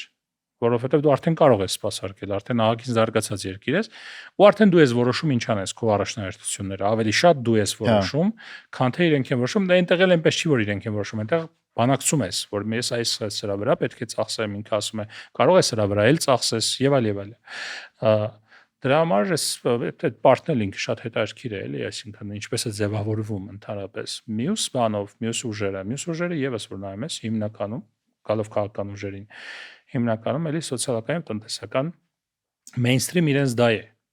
Եվ շատ թիրախային է, չգիտեմ, փոքր բիզնեսին ինչ են առաջարկում, որովհետև գիտեմ, որ կա, չգիտեմ, 60,000 կազմակերպություն փոքր բիզնեսի եւ եթե իրենց ինչ-որ բան առաջարկես, հետաքրքիր, կարող է մարդիկ հետաքրքրվեն գան քեզ ընտրեն։ Աշխատատեղեր, չգիտեմ, արդյունաբերականացումը, որ խոստանում են այս երկրին, հա, թե ինչպես ոնց էս փակ լոգիստիկ շղթաներից կտրված երկրում արդյունաբերականություն իրականացնես, այդքան մեծ աշխատուժ չունես, ոչ Հնդկաստանես, ոչ Չինաստանես, որ այդքան տենց աշխատուժովդ բան անես, հա, էժան աշխատուժով արդյունաբերականություն իրականացնես եւ քո մրցունակ ապրանք արտադրես, այդքան մեծ գումարներ չունես, որպեսի այդ զավոդներն ու այդ գործարանները ձևավորես ստեղծես, բայց այնուամենայնիվ մարդիկ գիտեն, որ կա անվտանգային խնդիրները մի քիչ նվազել են եւ երբ որ նվազում են անվտանգային խնդիրները, առաջ են գալիս սոցիալական եւ տնտեսական խնդիրներ, մարդիկ ուզում են մի քիչ լավ ապրեն։ Դե այսօր շատ թանկագանք արդեն դարելի։ Չգիտեմ, բողոքենք մի քիչ Երևանում հատկապես շատ է թանկացել։ Ահա որ թանկացել է ամեն ինչ ու անգամ շատ անգամ եվրոպական ոչ ամենաթանկ երկրների, չգիտեմ, Շվեյցարիայի կամ Կոպենհագենի, Դանիայի հետ պետք չի համեմատել, բայց օրինակ Իսպանիայի, Պորտուգալիայի, Իտալիայի հետ եթե անգամ համեմատում ես, շատ բաներ մեր մոտ ավելի թանկ է, քան լավ զարգացած եվրոպական երկրներ։ Գերմանիայում նաև Վիեննայում, այսինքն Վիեննայում, Ավստրիայում ես սուտ բանն եմ ասում, խանութում մտնել առևտուր անել, կարելի է այսպես տհաճ սյուրպրիզի, տհաճ անակնկալի գալ, որ ասենք այնտեղ խանութում գուցե ավելի քիչ վճարես, քան այստեղ Երևանում։ Հա։ Դե չգիտեմ պատճառները որն է, շատ տարբեր են պատճառները։ Բիզնեսներ կան, մոնոպոլիա ունեն, գերշահույթ են ստանում, բիզնեսներ, ապրանքատեսակներ կան, որ լոգիստիկայի պատճառով են շատ թանկանում։ Հա, էլի բազմագործոն է ինքը միանշանակ չի։ Պլյուս ուժեղ դրամներ շատ բաների վրա ազդեց։ Չգիտեմ, շատ տարբեր պատճառներ կան, բայց որ սովորական միջին կլասի, միջինից ներքև մարդկանց հետ խոսում ես, բոլորը խոսում են նրա մասին, որ շատ կյանքը թանկացել ու բոլորի համար շատ դժվարացել է, հատկապես զգում ես ինչքան շատացել է վարկային բեռը։ Ուժեղ դրամը հակառակը, այսինքն դոլարը, երբ որ արտարժույթը էժան է, իսկ մենք հիմնականում ներկրող ոչ թե արտահանող երկիր ենք։ Ներկրած ապրանքը, այսինքն այն ապրանքները, որ ներկրում ես եւ վաճառում ես քո խանութներում, պետք է որ ավելի էժան լինեն։ Գոնե չբարձրանան իրենց գնում, արժեքում, որովհետեւ ամեն դեպքում էժան արտարժույթով ես բերում, դրամի ես վերածում, ինքը պետք է լինի ոչ այդքան կատաստրոֆիկ այդ գները։ Բայց երբ որ դրամը sense արժևորվեց, մեր մոտ ներմուծված ապրանքների գները չիջավ։ Մեր մոտ առհասարակ շուկայական տրամաբանությունը մի քիչ դժվար է գործում։ Նույն այդ բենզինի եւ չգիտեմ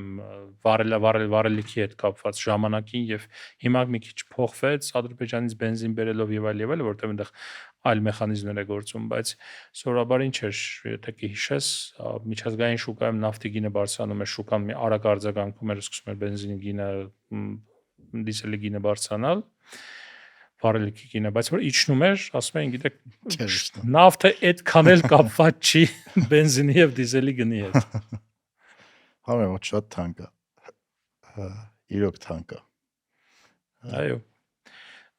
Մեր սպეციფიკան է, երբ որ համեմատում ես նույն Թիֆլիսի հետ, Թբիլիսիի հետ,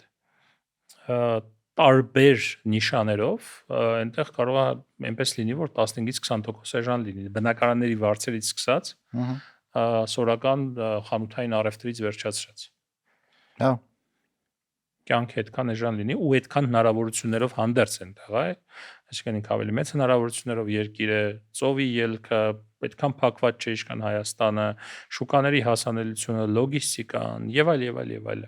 Շուկայի մեծությունը նաեւ իր ներքին շուկայի, որը շատ կարեւոր է։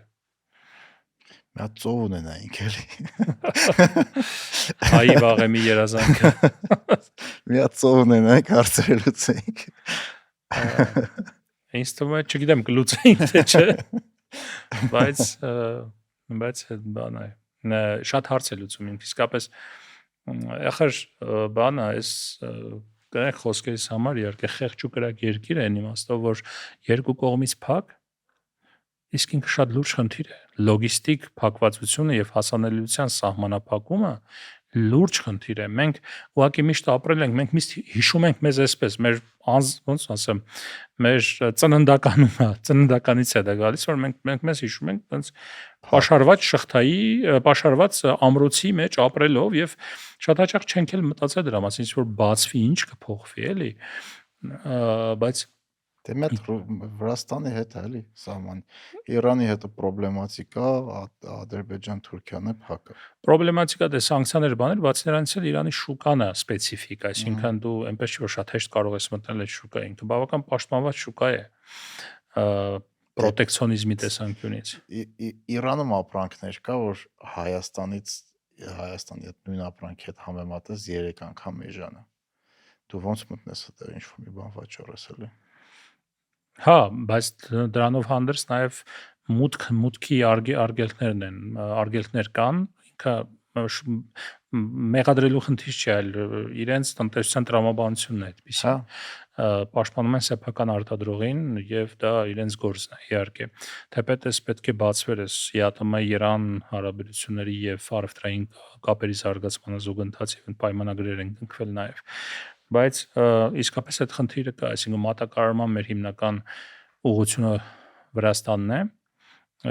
մի մասը Իրանից է գալիս, իսկ մյուսները փակ են։ Այն ժամանակ էլ երբ հիշում եմ լուսաբանում ենք հայ-թուրքական գործընթացը Սերժ Սարգսյանի տարիներին կառավարման, եւ որ խոսում էին օլիգարխիայի դեմ, խոսում էին մոնոպոլիաների դեմ եւ այլն, քննարկումներից մեկի ժամանակ ինքն էլ ասաց դրա մասին, որ ասում է օքեյ, խոսում եք, լավ, հասկացանք, բայց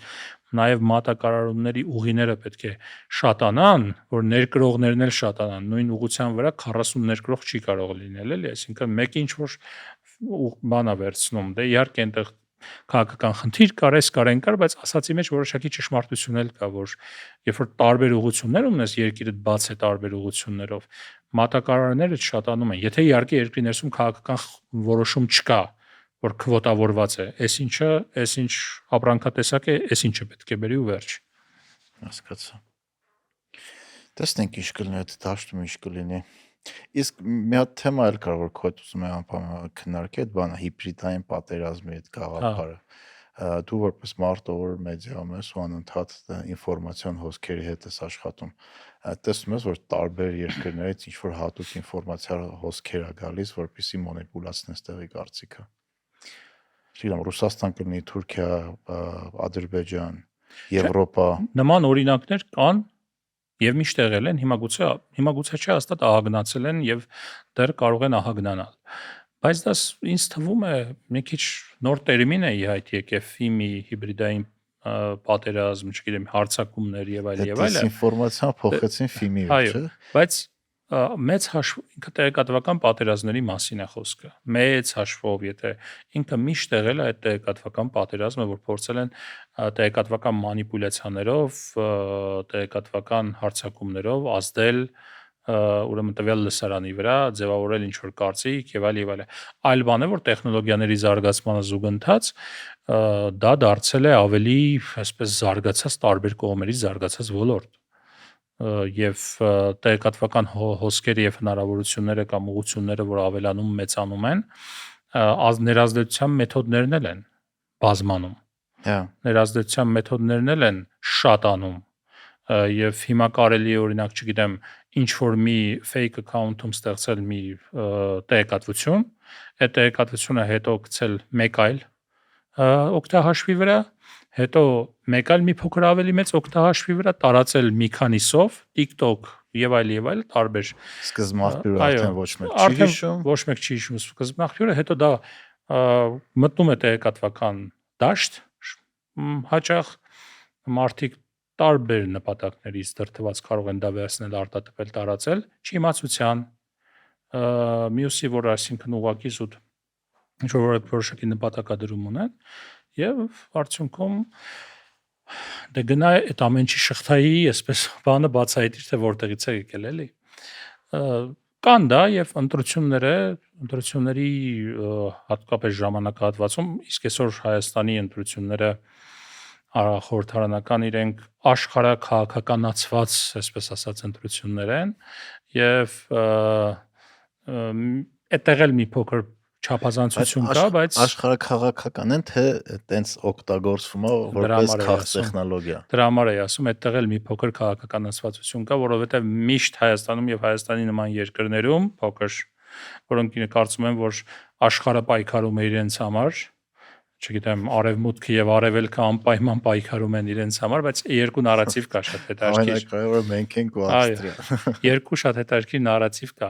Մեկը, որ ում ենք մենք պետք, ոչ մեկին պետք չենք։ Մյուսը, որ ամբողջ աշխարհը կենտրոնացած է մեր վրա եւ ուզում է կամ վերացնի, կամ իրենով անի։ Այսինքն իրականությունում դից մեջտեղում է։ Հա, երկիրս, որը ունեն այստեղ շահեր, պարզ է տարածաշրջանում, հատկապես որ հարավում պատերազմ է, հյուսիսում պատերազմ է, տարածաշրջանը քիչ թե շատ որքան էլ տարօրինակ է, բայց կայուն է այս պահին, եւ այդ տարածաշրջանով հետաքրքրված են որոշակի կապուղիներ, ճանապարհներ, չգիտեմ, կանցնեն թե չեն, ասեն Աստված գիտի, այս կոնֆլիկտները էլ պետք է կարգավորվեն, բայց որ հետաքրքրություն կա, դա պարզ է։ Միանշանակ, հա։ Դա պարզ է։ Իսկ հետաքրքրություն իր հետ բերում է շահեր։ Շահեր իրենց հետ բերում են ազդեցության տարբեր հնարավորություններ ու ձևեր։ Ու այդ ձևերով մարդիկ փորձում են ազդել, ով ինչպես կարող է։ Ռուսաստանը մի փոքր կոպիտ, չգիտեմ, արևմուտքը ավելի փափուկ, պարզ է որ արևմուտքը միշտ ավելի գրավիչ է, զուտ բարեկեցության սոցիալ-տնտեսական իր այսպես կարգաբերումներից ելնելով, հա։ Պարզ է որ Ռուսաստանը այդքան գրավիչ չէ։ Եվ մարդկանց մոտ իսկապես, օրինակ, չգիտեմ, ցանկություն տեսնում ես դեպի արևմուտք գնալու, այլ բան է ինչպես են հասկանում այդ արևմուտքը իրենց համար Գերմանիան թե ՆԱՆ-ը, թե Գերմանիան թե Սլովակիան է, բայց կա այսպես բան, արևմուտք հետաքրքիր է։ Դրա համար կա այդ աշխարհաքաղաքական բախումը, եւ այդ աշխարհաքաղաքական բախումը դրսևորվում է այդ թվում տեղեկատվական ազդեցության ձևերով։ Որը ինչ որ մեդիաներ, որ կոնկրետ սպասարկում են այդ ուղղությունները, այդ ինֆորմացիան կամ տարածում են կամ հերքում են։ Այո, հիմա մի փոքր, կարծեմ մի փոքր փոխվել է նաև ձևը, որոնք Civilnet-ը, որտեղ ես աշխատում եմ, ունի փաստերի ստուգման թիմ, եւ այդ փաստերի ստուգման թիմը նաև աշխատում է Meta-ի հետ, Facebook-ի հետ եւ փորձում է ինչ որ առումով ծրագիրը չփակեցին։ Չէ, այդ ծրագիրը շարունակվում է եւ փորձում է ինչ որ առումով համացանցը եւ հատկապես Facebook-յան հարթակները մեծ հաշվով լրատվամիջոցները զերծ պահել ապատեգատվական իմաստը դա է, զերծ պահել ապատեգատվության տարածումից, ոչ թե կոպիտ ասած չոր մեկին ճնշել, սեղմել, չգիտեմ, ճնշում գործադրել եւ այլ, ոչ, խնդիրը շատ կանխարգելիչ բնույթ է կրում նպատակը։ Դրա համար, այսինքն դա կա եւ այդ կարևոր գործիք է, բայց հիմա այս ընթացքում կարծես մի փոքր փոխվել է նաև ապատեգատվության տարբեր մանիպուլյացիաների տարածման ձևերը։ Եթե առաջ կարող է դրանք կայքերում հայտնվեին հայկական, դե կայքերն էլ զգում են, որ եթե հանկարծ իրենց մոտ հայտնվի նման տեղեկատվություն, զգուշավոր են դառնում, էլի մարդիկ ստուգում են, նայում են, հասկանում են, որովհետև վերջ-վերջը եթե դա Facebook-ում հայտնվեց եւ իրենց նկատմամբ որոշակի սահմանափակում գնաց, դա ազդելու իրենց տեսանելիության վրա, դա ազդելու իրենց գովազդների վրա, ամեն ինչի վրա դա կարող է ազդել։ Դրա համար հիմա տենց սկսել է մի քիչ ձևը փոխվել, ավելի շատ տարբեր օգտահաշիվներով են դրանք փորձում տարածել։ Մտավ տեղեկատվական դաշտ, մտավ, չէ։ Fake account-ներ են բացում։ Fake account-ներ տարբեր։ Մտավ տեղեկատվական դաշտ, մտավ, չէ, մյուսն են փորձում, մյուս տեղեկատվությունը։ Մեքենա է դարել այդ ամեն ինչը։ Դե բանը հատկապես արհեստական բանականությունն իր հերթին այդ հնարավորությունները բազմապատկել է տեքստերի արտադրության եւ ամեն ինչի տեսանյութից սկսած ամեն ինչով վերջացրած, շատ հաճախ մենք ինքներս չենք կողնորոշում դա տեսանյութը կոնկրետ կեղծ է թե իրական տեսանյութ է, լուր մնաց հասարակ մարդը, հասարակի նկատի ունեմ ուղղակի մարդը, որ տեղեկատվական հոսքերի հետ չի աշխատում։ Հա, դրա մասնագետը չի,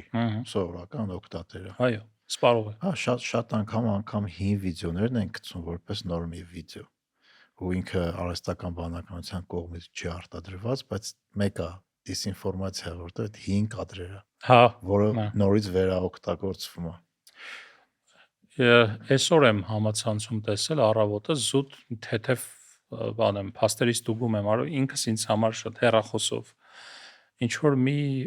ֆրանսիական Ֆրանսիայի արդարադատության նախարարության, եթե չեմ սխալվում, կայքից վերցված մի փաստաթուղթ Հայաստանին վերաբերող Հայաստանի հետ տեղեկատվության փոխանակման վերաբերյալ է։ Սկրիներ այդ փաստաթղթի մի քիչ վատ որակով, որ 2024 թվականի, եթե չեմ սխալվում, 24 թվականի փաստաթուղթ է Հայաստանի վերաբերյալ բաժնում, այսինքն այդ փաստաթուղթը Հայաստանին է վերաբերում, գլխավոր այսպես գրած է Հայաստան եւ վերևը դրած է Ադրբեջանի դրոշը, որ Ֆրանսիան հատուկ այսպիսի բան է արել, Ադրբեջանի դրոշն է դրել, էսել ձեր բարեկամ Ֆրանսիան եւ այլ եւ այլը։ Ճիշտ ասած այդ պահին այդ օկտատերին սկրին չարեցի, սկրինը որն է, չպայեցի այդ պահին օկտատերի թե որ օկտատերն էր տարածում, բայց ուղղակի փորձեցի ճշտել, ասի կարող է ճիշտ է, չգիտեմ, սխալմունք է եղել, էլի։ Պարզվեց ոչ մի սխալմունք չկա, Հայաստանի դրոշն է, ուղղակի փոխած էր Photoshop-ով հայ ադրբեջանական դրոշեր դրած եւ տարածում էր։ Հա, շատ կեղտոտ մեխանիզմներ են մարդիկ սկսել օգտագործել։ Եվ հասարակ օկտատերը դա տեսնում է, իհարկե մյուս կողմից էլ էս ամեն ինչը որ ասում են կեղծ լուրեր, բերել է նրան, որ էլի նույն հասարակ օկտատերերի մի հսկայական հատվածը անգամ ճիշտ լուրը ասում են դա կեղծ լուր է, հավատալ պետք չի դրան։ Դե այդ տեխնոլոգիան երևի դուրսն է շատ սկսեցին օգտագործել, օրինակ նույն Տրամպը շատ ոնց որ լրատվամիջոցներին ասում էր fake news, որ իրական չէ։ New York Times-ին, CNN-ին բոլոր այն լրատվականները, որ իր մասին բացական նորություններ են գրում, ասում էր fake news, ու շատ մարդիկ որ Տրամպին ընտրել է իրան վստահում, անգամ այդ լրատվականների կողմից տարածվող իրական լուրերին էլ չեն սկսում վստահել։ Հիշում եմ 2018 թվականին Ամերիկայի Միացյալ Նահանգներում էի Վաշինգտոնում, մեզ տարան իրենց լրատվամիջոցների թանգարանը, կոչվում է The Newsroom։ Եվ շատ հետաքրքիր թանգարան է, ինչպես է ձևավորվել իրենց մոտ, ինչպես են ձևավորվել լրատվամիջոցները, ինչ զարգացումներ են ապրել եւ այլն, թերթերից գալիս են, գնում են ինչ-որ քիչ on-line եւ այլ եւ վերջում գալիս հասնում ենք այդ ժամանակ 18 թվականին Թրամփի կառավարման շրջաններ էլի, գալիս հասնում ենք Թրամփի կառավարման շրջան, այդ fake news-ի շուրջ քննարկումները եւ լրատվամիջոցները այդ ժամանակ լրագրողները հիշում եմ, որպեսզի իրանք էլ չօգտագործեին fake news արտահայտությունը, այնքան էր ինքը բան եղել, երկիմաստ դարձել fake news-ը, որ սովորաբար դեպքում պետք է ասես կեղծ լուր, պարզ է, որ եթե լուրը կեղծ է, պետք է ասես, որ կեղծ է, բայց այնքան էր օգտագործվել եւ քաղաքականացվել այդ տերմինը, որ իրենք նոր տերմին էին մոգոնել, ստեղծել կամ ինքը կար սկսել շրջանառության մեջ, դա false news, որ տարբերվեին այդ նարատիվից։ Սուտ նորություն, կեղծ նորություն չէ, սուտ նորություն։ Հայաստանը կարելի է օգտագործել։ Այսօր շատ է փոխվում մեդիա դաշտը ու եթե այդ վերադառնանք այդ բաբլների թեմային մարդիկ ապրում են իրանց կոնկրետ ալգորիթմներում, բաբլը չասենք։ Ինչ նորություն իրանց ցույց են տալի, դրան է հավատում են էլի։ Մեծ հաշվով կարող ենք նման կարծիք ունենալ, բայց էլի եմ ասում այդքան է տեն չգիտենք էլի, չգիտենք, հա։ Չենք կարող ասել, որ իսկապես այդպես է, չենք կարող ասել, որ իսկապես այսինքն էլ անելիք չկա այդտեղ։ Հա, չէ, միանշանակ անելիք կա ու ժամանակի ընթացքում ալգորիթմներն սկսեն փոխվել, որտեղ այդ վտանգը բոլորն են տեսնում սաղ աշխարհում, ու ասում են նման ալգորիթմները իրոք վնասակար է դեմոկրատիայի համար, որտեղ շատ է մարդկանց իրարից բաժանում։ Տեսնենք, ժամանակը ցույց կտա, բայց միանշանակ պետք է այդտեղ աշխատանք անել ու փորձել տարբեր կարծիքներ լսել, հատուկ տարբեր կարծիքներ լսել, որպեսզի չմնաս մենակ մի ուղղվածության մեջ ու ոնց ուզեն քեզ մանիպուլացնեն։ Իսկ քո կարծիքով էս ընտրությունները տարբերվում են մնացած բոլորից մինչև այսօր եղած։ Ոնց որ շատ ավելի ակտիվ է, քան երբևէ։ Տարբերվում է ինչով։ Նախ մի բան, Հայաստանում ընտրություններով դեռ իշխանություն չի փոխվել։ Այդ պետք է արձանագրենք։ Հայաստանում ընտրություններով 2008 թվականի ընտրություններն էին, որ իշխանության փոխանցում տեղի ունեցավ, բայց դա իշխանապողություն չէր, իշխանության փոխանցում էր։ Այսինքն մի թիմի մեջ տեղի ունեցավ մեծ հաշվով դա այդ ժամանակ։ Երկրորդը Սա 2018-ից հետո առաջին հերթական ընտրություններն են։ Հա։ Միշտ եղել են արտահերթ։ Երրորդը որոշակի այս ընտրություններում որոշակի անկանխատեսելիություն կա, այսինքն ով կհաղթի, ով չի հաղթի, արդյոք կառավարող ուժը կստանա մեծամասնություն, թե չի ստանա։ Այդ խնդիրը Եթե չստանա ինչ որ եթե կոալիցիաներ, չստանա ինչ կոալիցիաներ կձևավորվեն, Գյումրի 2, չգիտեմ, Երևան 2 կամ կլինի, չի լինի եւ այլ եւ այլը, որտեղ այդ Գյումրի 2-ը որ ասում են, Երևանն էլ պետք է ասեն, էլի, որովհետեւ Երևանում էլ է կոալիցիոն իշխանությունը մեծ հաշվով։ Դրա համար այս անկախատեսության որոշակի հատվածով հանդերձ ինքը իհարկե մի փոքր տարբերվում է եւ մյուսը, որ ինքը տեղի է ունենում ոնց ասեմ, Ղարաբաղի թեման որպես պատրիոտիկ ուղղություն էլ չկա։ Մյուս բոլոր ընտրություններում, չէ, ասում էին, այս ինչը կգա Ղարաբաղը կտա, այն ինչը կգա Ղարաբաղը կպահի, 2008 թվականի ընտրություններում դա հատկապես կար Լևոն Տեր-Պետրոսյանի հետ, այսինքն Ղարաբաղի թեման եթե էլ կա, ապա արցախցիները այստեղ տնավորվելու, չտնավորվելու, Ղարաբաղ հետ վերադառնալու իրավունքը ամրագրելու, չամրագրելու ապագա բանակցություններում ավելի շատ ինքը այսպես սոցիալ-տնտեսական բնույթի թեմաների շուրջ է այսօր քնա ով ինչ ավելի շատ կառաջարկի մենք չլինենք չի լինել պատերազմ արնելու դա կա պատերազմի եւ խաղաղության թեման կա միանշանակ դրան էլ էի գալու պատերազմի եւ խաղաղության թեման կա եւ դա էլ է էքսպլուատացվում որ եթե ես չեմ ապա պատերազմ է այսինքն խաղաղության կուսակցությունն ընդդեմ պատերազմի կուսակցությունների կամ այդ նարատիվը այո բայց ընդհանուր բանը զգացողություն անվտանգային խնդիրների էսպայն մի փոքր ավելի իջած է մարդկանց մոտ սոցիոլոգիական հարցումներն դրա մասին ասում պատմում եւ ավելի շատ սոցիալ-տնտեսական բնույթի խնդիրներն են առաջ եկած եւ դրա համար կենտրոնացվածությունը ընդդիմության որ ինքը կենտրոնանում է խնդիրներում հիմնական ընդդիմության այս պահին Սամվել Կարապետյանի նույն, քաղաքական ուժի սոցիալ, որ նայում ես 5 ուրեմն թեմա են առաջ քաշում, 5 կետ են առաջ քաշում, 5-ն էլ ինչ որ առումով կապ ունեն սոցիալ-տնտեսական խնդիրների հետ աշխատատեղ, ուրեմն անվտանգության բլոկ էս վերջերս են բան արել անվտանգության բլոկի մասին սկսել, բայց հիմնական քննարկումները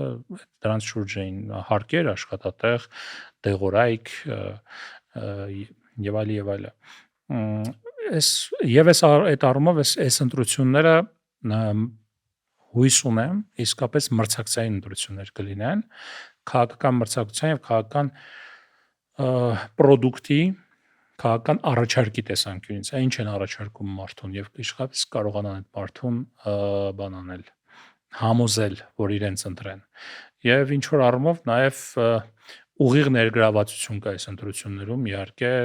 տարբեր կենտրոնների եւ դրա մասին պարզ հայտարարվում է Վենսի հայտարարություններից սկսած մինչեւ Պուտինի հայտարարություններ այս կամ այն ուժերին աջակցելու կամ հորդորելու որ այս կամ այն ուժերը անպայման մասնակցեն ընտրություններին որը Վանսը Օրբանին էլ էր առաջ բանանում Վանսը վատ բախտ ունի որտեղ գնաց Հռոմի պապի մոտ մահացավ Օրբանին ինդորս արեց նա պարտվեց դե հա այնտեղ մի քիչ գաղափարականացված է ինքը Օրբանի պարագայում բարձեն Եվրոպայի այսպես ասած պահպանողականներ կամ չգիտեմ այդ աչականների դիսկուրսն է առաջ տանում բայց դա այնտեղ իրավիճակը փոխվել էր այդ երկրում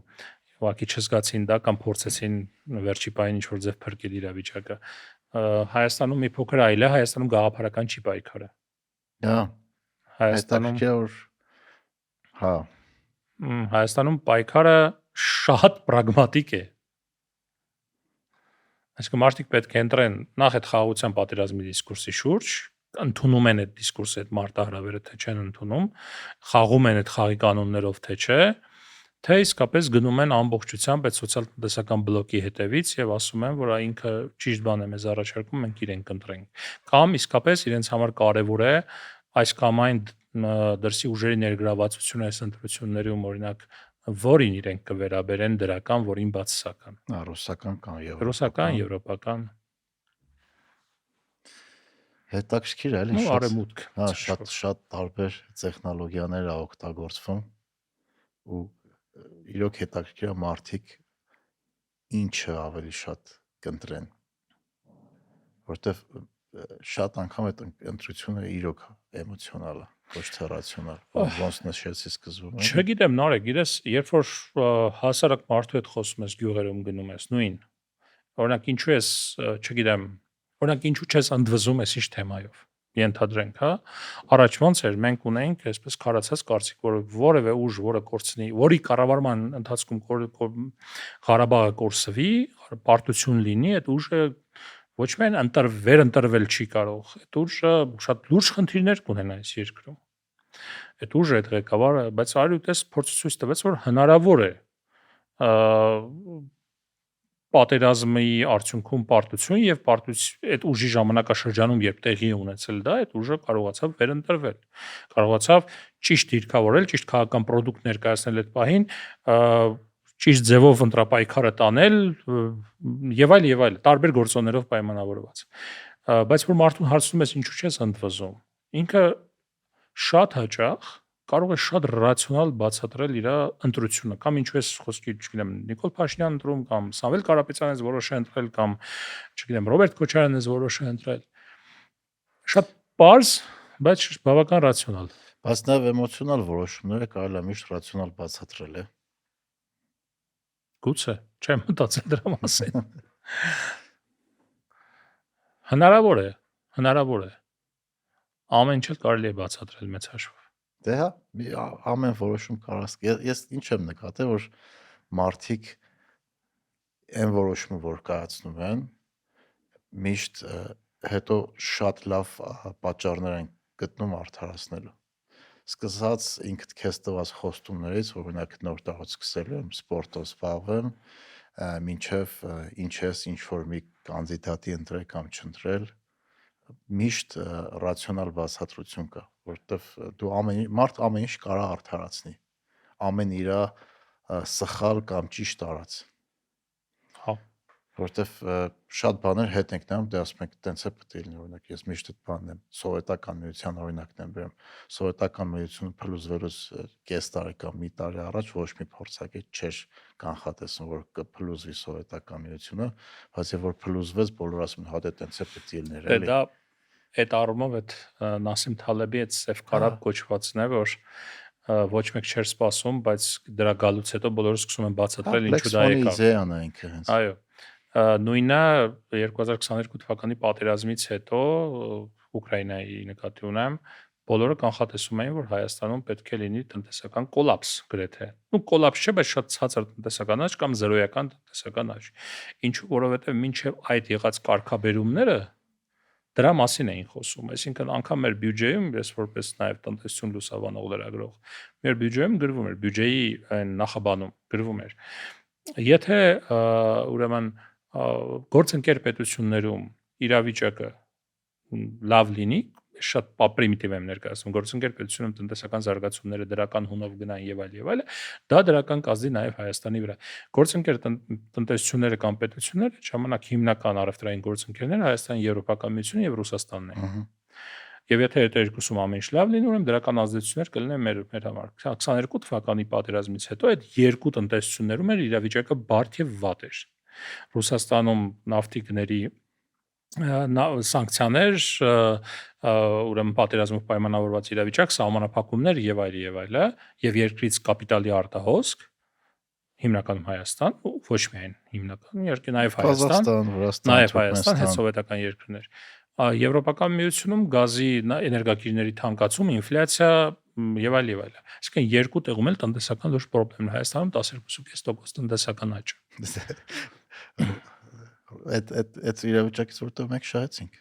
Այո, բայց ոչ մեկ չէր կանխատեսում, որ այդպես կլինի։ Հա, իրոք չեն կանխատեսում։ Ես հիշում եմ, այդ ժամանակ կենտրոնական բանկը կարծեմ 1 թե 1.5% տնտեսական աճ էր կանխատեսում, այդ իրավիճակով պայմանավորված։ Դե մինչև այսօր մենք այդ պատերազմից շահում ենք։ Եվ ոչ միայն կենտրոնական բանկը էլի։ Որտեղ մինչև այսօր Հայաստանը շատ ուժեղ ռեէքսպորտ է գնում ու Կոնտրաբանդա։ Ռեէքսպորտից բացի մինչև ռեէքսպորտը կապիտալը ներհոսեց Հայաստան, ուղեղներ ներհոսեցին Հայաստան, մարդիկ իրենց փողերով եկան, ընկերություններ տեղափոխվեցին Հայաստան, IT-ին որ չգիտեմ 2 անգամ աճեց այդ ժամանակ, նաև դրա շնորհիվ աճեց, որովհետև շատ մեծ ընկերություններ սկսեցին Հայաստան ռելոկացիա կոչվածը ինչ են ասում վերաբնակեցում, տեղափոխում այսպես ասած, այդ ժամանակ տեղի ունեցավ եւ ինքը կարելի ասել այսպես փուճուրիկ ինչ որ մի հատված Ռուսաստանի տնտեսությունից դուրս եկավ եւ եկավ միացավ Հայաստանի տնտեսություն։ Հետաքրքիր էր այդ մասը, շատ բիզնեսներ ոնց ձևափոխվեցին ու ադապտացվեցին այդ նոր իրավիճակին ու շատ մեծ շահույթներ ունեցան։ Այո, եւ իդեպ այդ ժամանակ իսկապես կառավարությունը բավականին արագ գործեց Հայաստանի, բավական արագ սկսեցին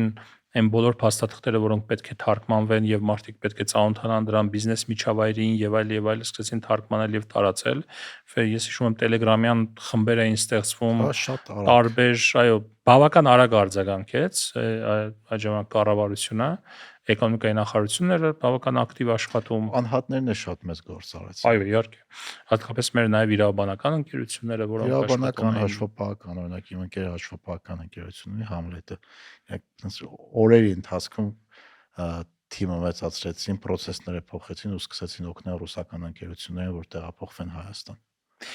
Մենք այդ առումով բավական ընդհանրապես փոքր տնտեսությունները եւ մի քիչ բաց տնտեսությունները բավական ճկուն են այդ առումով, արագ ադապտացվելու իրավիճակին, բայց արդեն հետագայի վրա աշխատելու տեսանկյունից long term աշխատանք, երկարատև աշխատանքի տեսանկյունից այստեղ խնդիրներ են գալիս։ Այսինքն, երբ որ դու արագ պետք է ադապտացվես, քո մոտ կապիտալ է գալիս եւ այլ, այդ ամենը վերցնում ես, ինչ որ ժամանակաշրջան աշխատում ես, բայց հետագայում ինչ անես դրա հետ։ Ինչպես այդ կապիտալը իսկապես քո երկրում տեղայնացնես եւ այդ եղած գումարները, այդ նույն ռեէքսպորտը, ոսկու ռեէքսպորտը, չգիտեմ, էլեկտրոտեխնիկայի ռեէքսպորտը, որտեղ եր ունենում, ոչ թե որ քո երկիրը կներեք խոսքիս համար տարանցիկ ուղի լինի, գան եւ անցնեն քո երկրով, հա, այլ որ հաբ ձևավորվի քո երկրում, այսինքն իսկապես Դուբային էլ է, այնտեղից էլ է ռեէքսպորտ տեղի ունենում, Ֆրանսիա, Սինգապուրը։ Այո, բայց այնտեղ հաբ է ձևավորվում, պահեստներ կան, մարդիկ են աշխատում այդ ամեն ինչի վրա, ավիաուղիներն են աշխատում դեր ուղղությամբ եւ այլ, այսինքն մեծ սիներգիա է տալիս իր հետ մեկտեղ։ Հայաստանում դեռ այդ չկա, այսինքն դեռ որն է, դա դժվարությամբ է ձևավորվում, բայց դա նաեւ եւ փորձի պակասն է եւ փակ լինելու պակասն է, որպեսզի հաբ դառնաս պետք է 4 կողմերը բաց լինի։ Այո, այսինքն այդտեղ կարելի է բողոքել, բայց նաեւ հասկանալ սահմանափակումները։ Իսկ որպես լրագրող, քաղաքագետ, ոնց ես քո ապագան պատկերացնում ես մասնագիտությունում, արդյոք մասնագիտությունը շատ չի փոխվի արհեստական բանականության պատճառով ու չգիտեմ, ինչ մտքեր ունես այդ առումով։ Խառը, որովհետև ես չգիտեմ ինչպես կփոխվի։ Ինչ որ պատկերացումներ ունեմ, որ արհեստական բանականությունը ինչ որ նիշաներ կզբաղեցնի, բայց դա ամեն դեպքում արհեստական բանականությունը լայվ ինտերվյուներ չի կարող անել, էլի։ Չգիտեմ, հետո կարող է հոլոգրաֆիկ ինչ որ բաներ լինեն, մարդիկ նստեն եւ խոսեն, բայց այնուամենայնիվ կարծում եմ, որ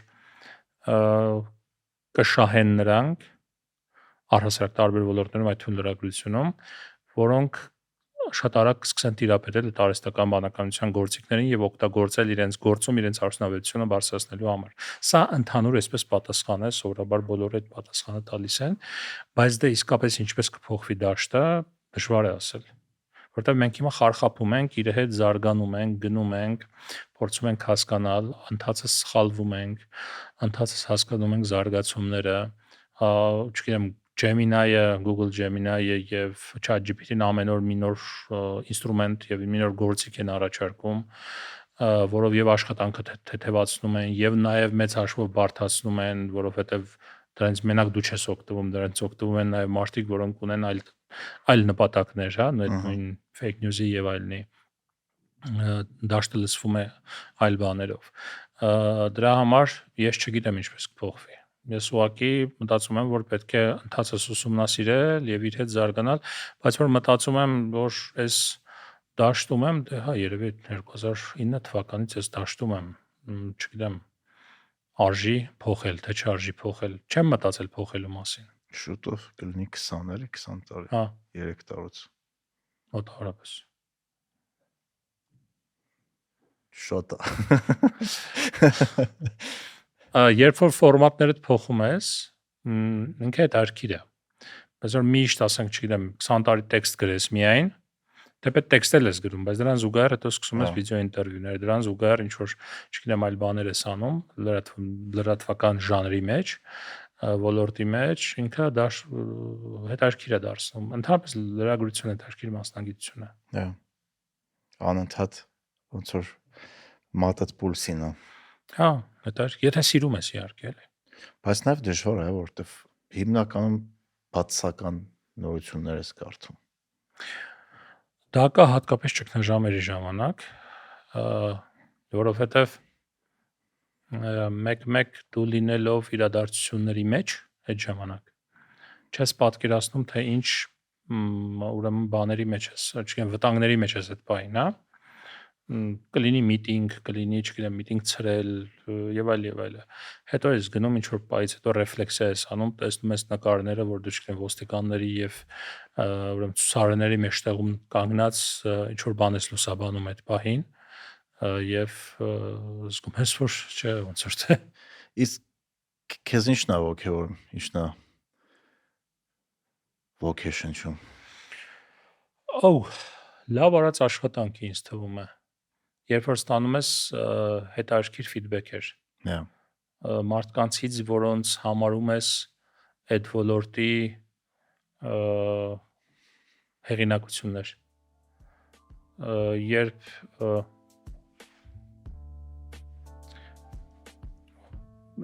քեզ ոնց որ ձեռնադրված զգաս այդ ժամանակ, Հա։ դա ոգևորում է։ Շնորհակալություն ոդկասթը մինչև վերջ լսելու համար։ Այս մեկը ձեր համար է։ 1 տարի առաջ մենք ստեղծեցինք LLL համայնքը, որպես Rearrange-ի տրամաբանական շարունակություն։ Հասկացանք, որ օգտակար զրույցները չպետք է ավարտվեն այն ժամանակ, երբ ավարտվում է ոդկասթը։ Մենք ուզում ենք ոդկասթի թեմաները բերել քննարկման, քննարկումներն էլ իրական շփման ու կապերի ստեղծման։ Արդյունքում ծնվեց LLL-ը կամ նույն ինքը Lifelong Learners-ը։ Հարթակ, որտեղ մենք ունենում ենք լայվ քննարկումներ Rearrange-ի հյուրերի հետ, գրքի քննարկումներ գրքասերների ակումբի շրջանակում, մաստեր կլասեր զանազան թեմաներով, 24/7 հասանելիության գործնական դասընթացներ ֆինանսական գրագիտության, AI-ի եւ այլ արդիական թեմաներով։ Իսկ ամեն ամիս արշավելով ամրապնդում ենք կապը բնության հետ եւ իհարկե միմյանց։ Ոչ մի գուրուներ, ոչ մի կարճ ճանապարհ, LLL-ում պարզապես հետաքրքրասեր մարդիկ ենք, որոնք սովորում են իրարից ու իրար հետ սեփական փորձով քայլ առ քայլ։ Միացեք LLL.network։ Սպասենք։